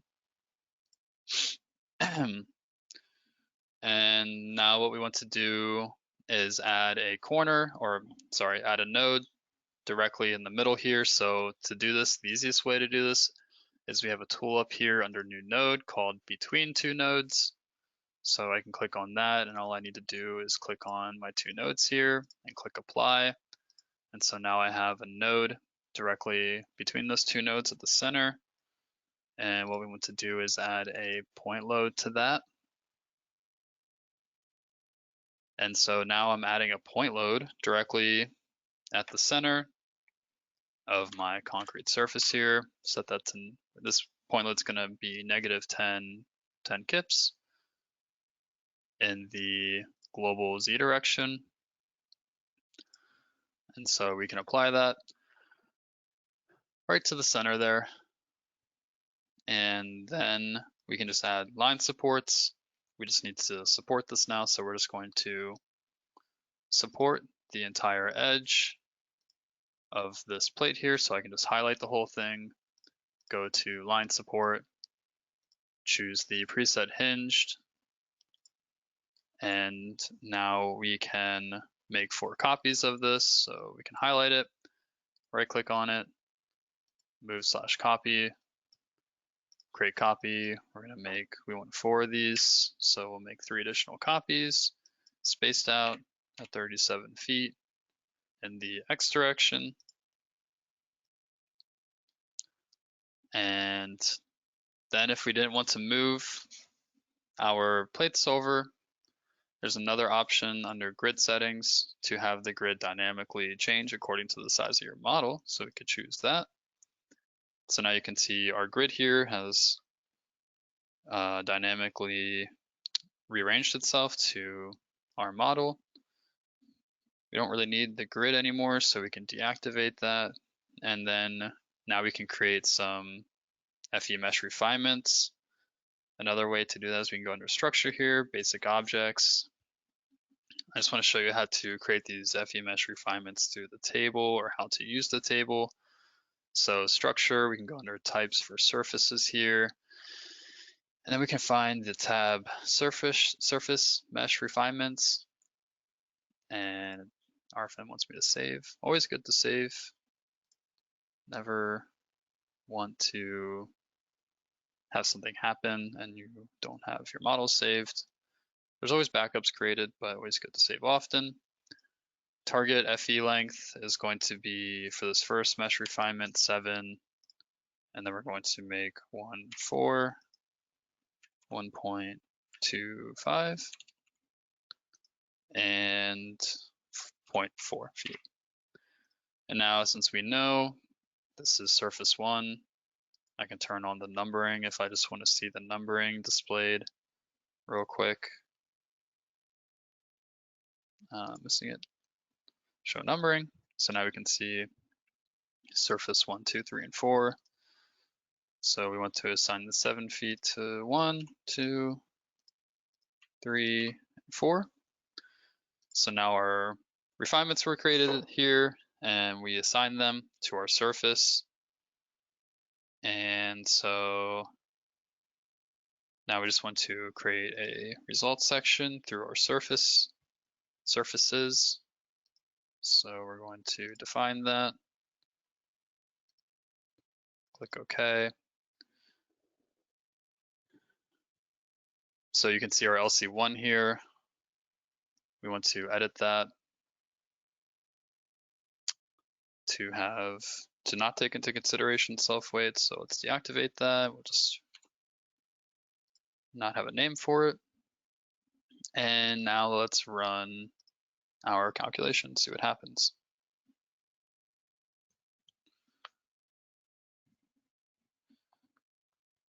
So once our calculation runs, we'll get a better idea of what this all looks like. So first, before we look at anything, let's make sure results sections are activated, which they are. And then we want to go down here to our result views under results sections here, and we want to activate local extremes. So now we can see the extreme of each surface here. And our deformations look okay. They look good. Nothing out of the ordinary here, so that's all right. Again, you can see our FE mesh there. Let's take a look at our bending moments on our surface here. So we want to activate surface results, moments along the local x-axis, and we can see our bending moments there. We have on the left-hand side here negative 2.9 kip feet, and we have a maximum over here of negative 5.59 kip feet. So like we talked about earlier, we know that a finer FE mesh is better than a very coarse FE mesh like this left-hand side here. But which moment is the correct moment here? The answer is none of these. None of these moments are the correct moment. And that is because we are experiencing singularities here. And so these results are not meaningful or useful. And we cannot use these results. And it really doesn't matter what size our FE mesh is here.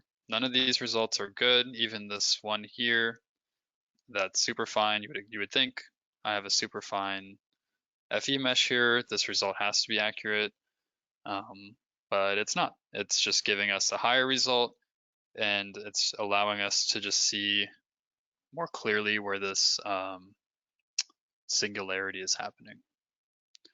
So what's the solution? The solution is to take this point load here that's feeding directly into one single FE mesh element and distribute this point load somehow.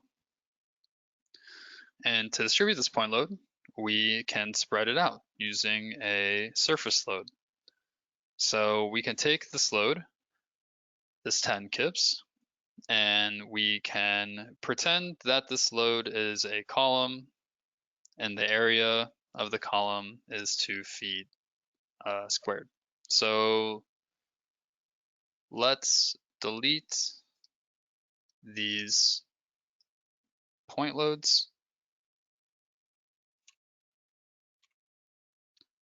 Yes, and we want to now apply some surface loads.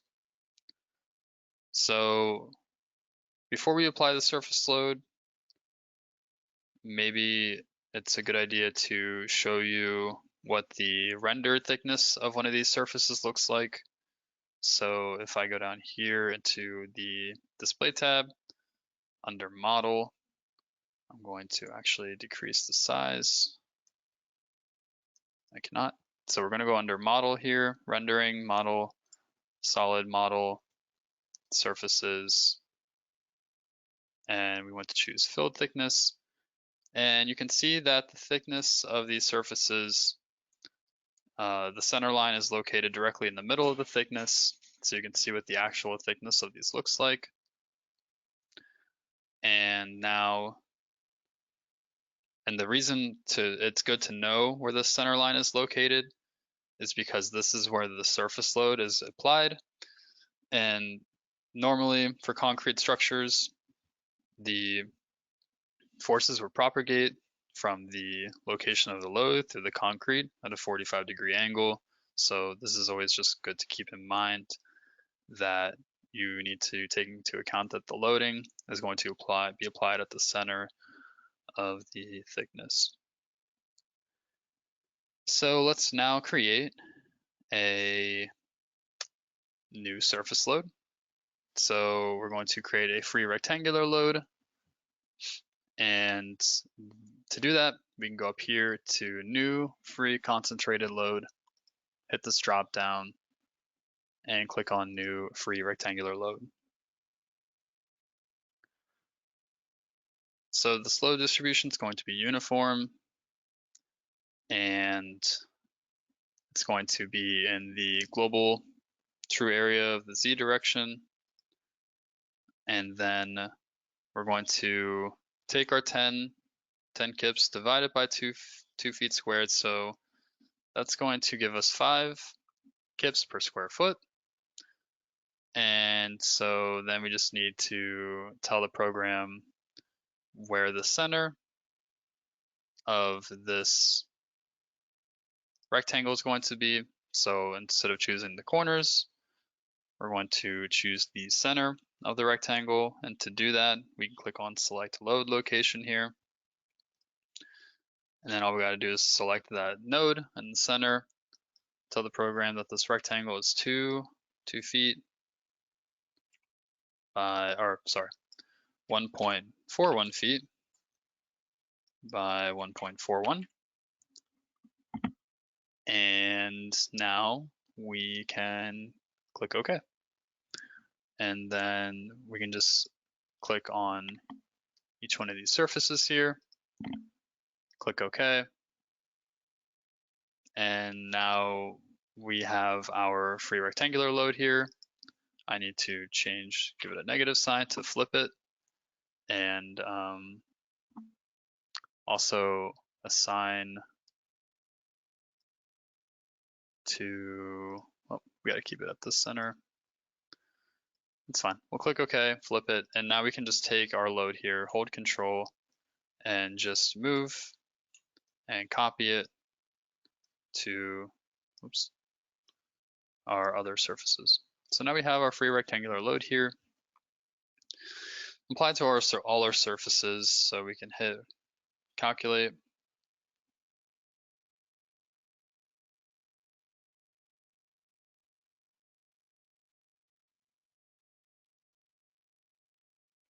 And this calculation will run.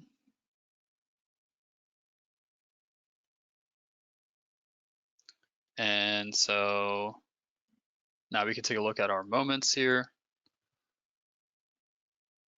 We have to activate, take a look at our moments here. So now we're getting no singularities because at every surface here we have similar moments. So it's not as drastic as a change, but you can see between these last two surfaces, 1.9 and 2.3, definitely a lot better than before. And this is one of the ways you can combat point loads of when they cause singularities. And again, you can see that our loading is not just feeding into one singular FE mesh point. It is being distributed across multiple FE mesh elements, which means we are avoiding a singularity issue. So it's always good to know multiple FE mesh nodes is better than just one. Another way to combat singularities is if you have a result section, what you can do is go into the result diagram, and maybe you're analyzing your results in the result diagram. There's a tool in here which allows you to smooth over results or average them out over an area, which is called smooth areas. And you can see smooth areas are turned on right now, but what we can do is edit our smooth areas, and we can choose a range. So we need to tell the program between what location and what location the smoothing needs to happen. Usually this smoothing range is based on a connecting element or a connecting column. So the range would be the length of that column. So we're just assuming our column is 2 feet squared or 1 foot by 1 foot. And so let's say we would just want to apply that smooth range on the end here on our last plate, because this is probably our most accurate results. So we would have to start it at 111.295 feet and end it at 112.705 feet. And so then the length, as you can see, is 1.141. Click OK. And now you can see that our smooth range is applied. We can also take this smooth range and we can move it throughout our result diagram here. So we can just keep that right there. This is usually just better for singularities, but as you can see the smoothed out results here, and that gives you a way to distribute the results within the result diagram. So I'm going to exit out of that. And the next example, this is the last example I have. Normally I would model through it, but we're running low on time, so I'm just going to open an already saved model that I have here, and we can go over it.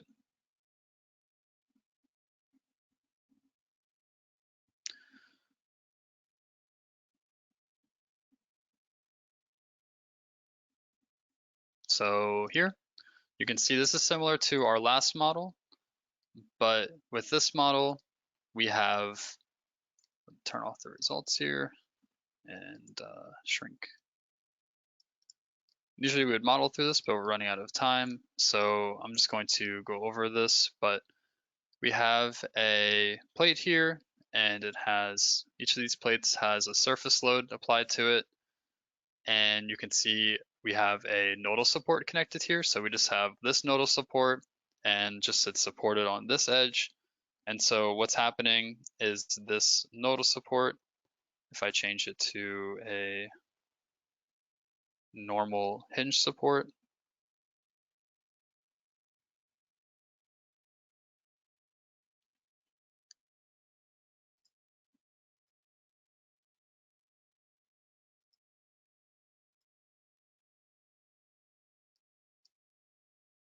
all right, 1 second. Okay, we're just going to create a new nodal support here. We want it to just be a normal hinge support. There we go. And we'll change all of these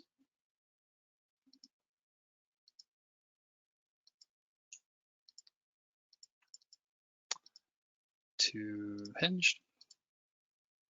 Okay, so if we run our results now, all we have is just this one nodal support holding up our plate here.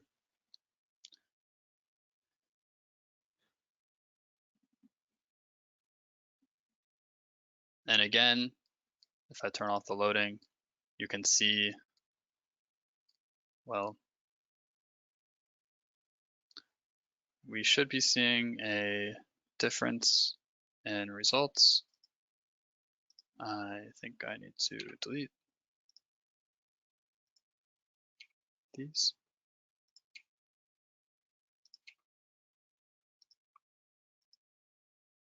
So once we run these results, we should see a singularity.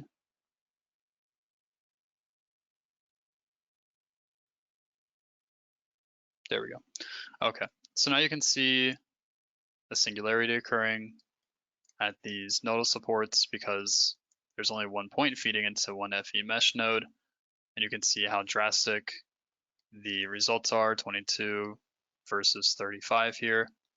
So you can see how drastic these results are in this. And so you always have to be careful when using nodal supports and having them support a surface like this, because since they are completely rigid supports, all of the loading is going to be fed into this one single location, and that's also going to cause a singularity. And one way to combat this is to change your supports from completely rigid to having to being semi-rigid and having less of a stiffness to them.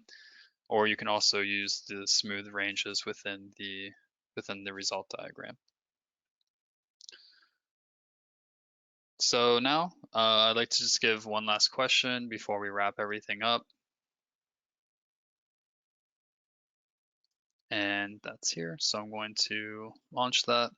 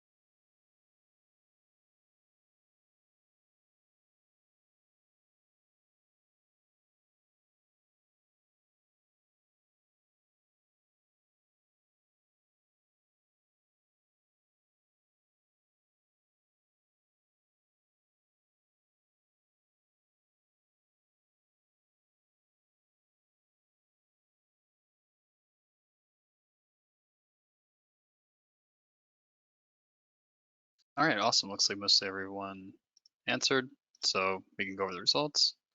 So where do singularities occur? First option was point bearing, or yeah, first option to choose was point bearings or load application, corners of walls, jumps in stiffness, material thickness, and beginning and end of line supports. So the correct answers were corners of walls, point bearings and load applications, and jumps in stiffness and material, and beginning and ends of line supports. So all of them were correct. So a little bit of a trick question there. But yeah, good to know. So now we can wrap up this training. And to wrap it up, were there any last questions that were asked in the chat, Siska, that we could Yeah, go over? just one question. Okay. Can you show how to specify a user-defined material that's not available in the database? Yeah, that's a good question. So we can hop back to RFEM and take a look at that real quick. So if you have a material that may not be in our database, what you can do is for a member or surface or anything, when you're defining a material, you can click on create new material. So once you click on that, you can see Alex, here. can you show your Oh, RFM? We're still seeing the poll. oh yeah, thanks, Cisco. Yeah, I didn't see that. Yeah, Yep. so sorry about that. When you click, when you're defining a defining a surface or a member, and you need to define your material, you can click on this button right here to create a new material, and then this new material dialog box will pop up, and you can see here you can define all of the basic material properties, and yeah, so that's how you can create your material. Okay, I just want to add, okay, you can X that off that dialog box real quick. Mm-hmm. Yeah, here when after you define if you go to the material, can you go to the material tab to edit the material itself? Yep. So if you pick a material from the library, you can check the user-defined material at the bottom. Yep. Yep. And then you can also change the values under the material values tab. Mm-hmm. That's Yeah, the other that's way to do it. So yeah, that's good to point out as well. um, Awesome. Okay. yeah, Was that all the that's the questions? last question. Yeah, I just want to remind everyone there's a survey after they log out of the webinar, the presentation. If they can fill that out, we will really appreciate their feedback. So Yeah, that's a good point. Yeah, like Siska said, there will be a survey. Yeah, we would appreciate that feedback and let us know how you liked the presentation, what you would change, what you liked and what you didn't like. Yeah, so to wrap it up, we have free online services here, which you can see. Highly recommend visiting our website to take a look at these. We also have a lot of great videos for students and also just webinars and videos on our website for learning how to use RFM. We have free student licenses. There's a form you can fill out to get a free student license. And we also offer free tech support via email and chat. So highly recommend going there. Like Siska said, fill out the form, the survey that should launch after the GoToWebinar ends. And yeah, so again, there's our email and phone number at the bottom. I encourage you to visit the website. And thank you all for attending and hope everyone has a great rest of their week. So thank you.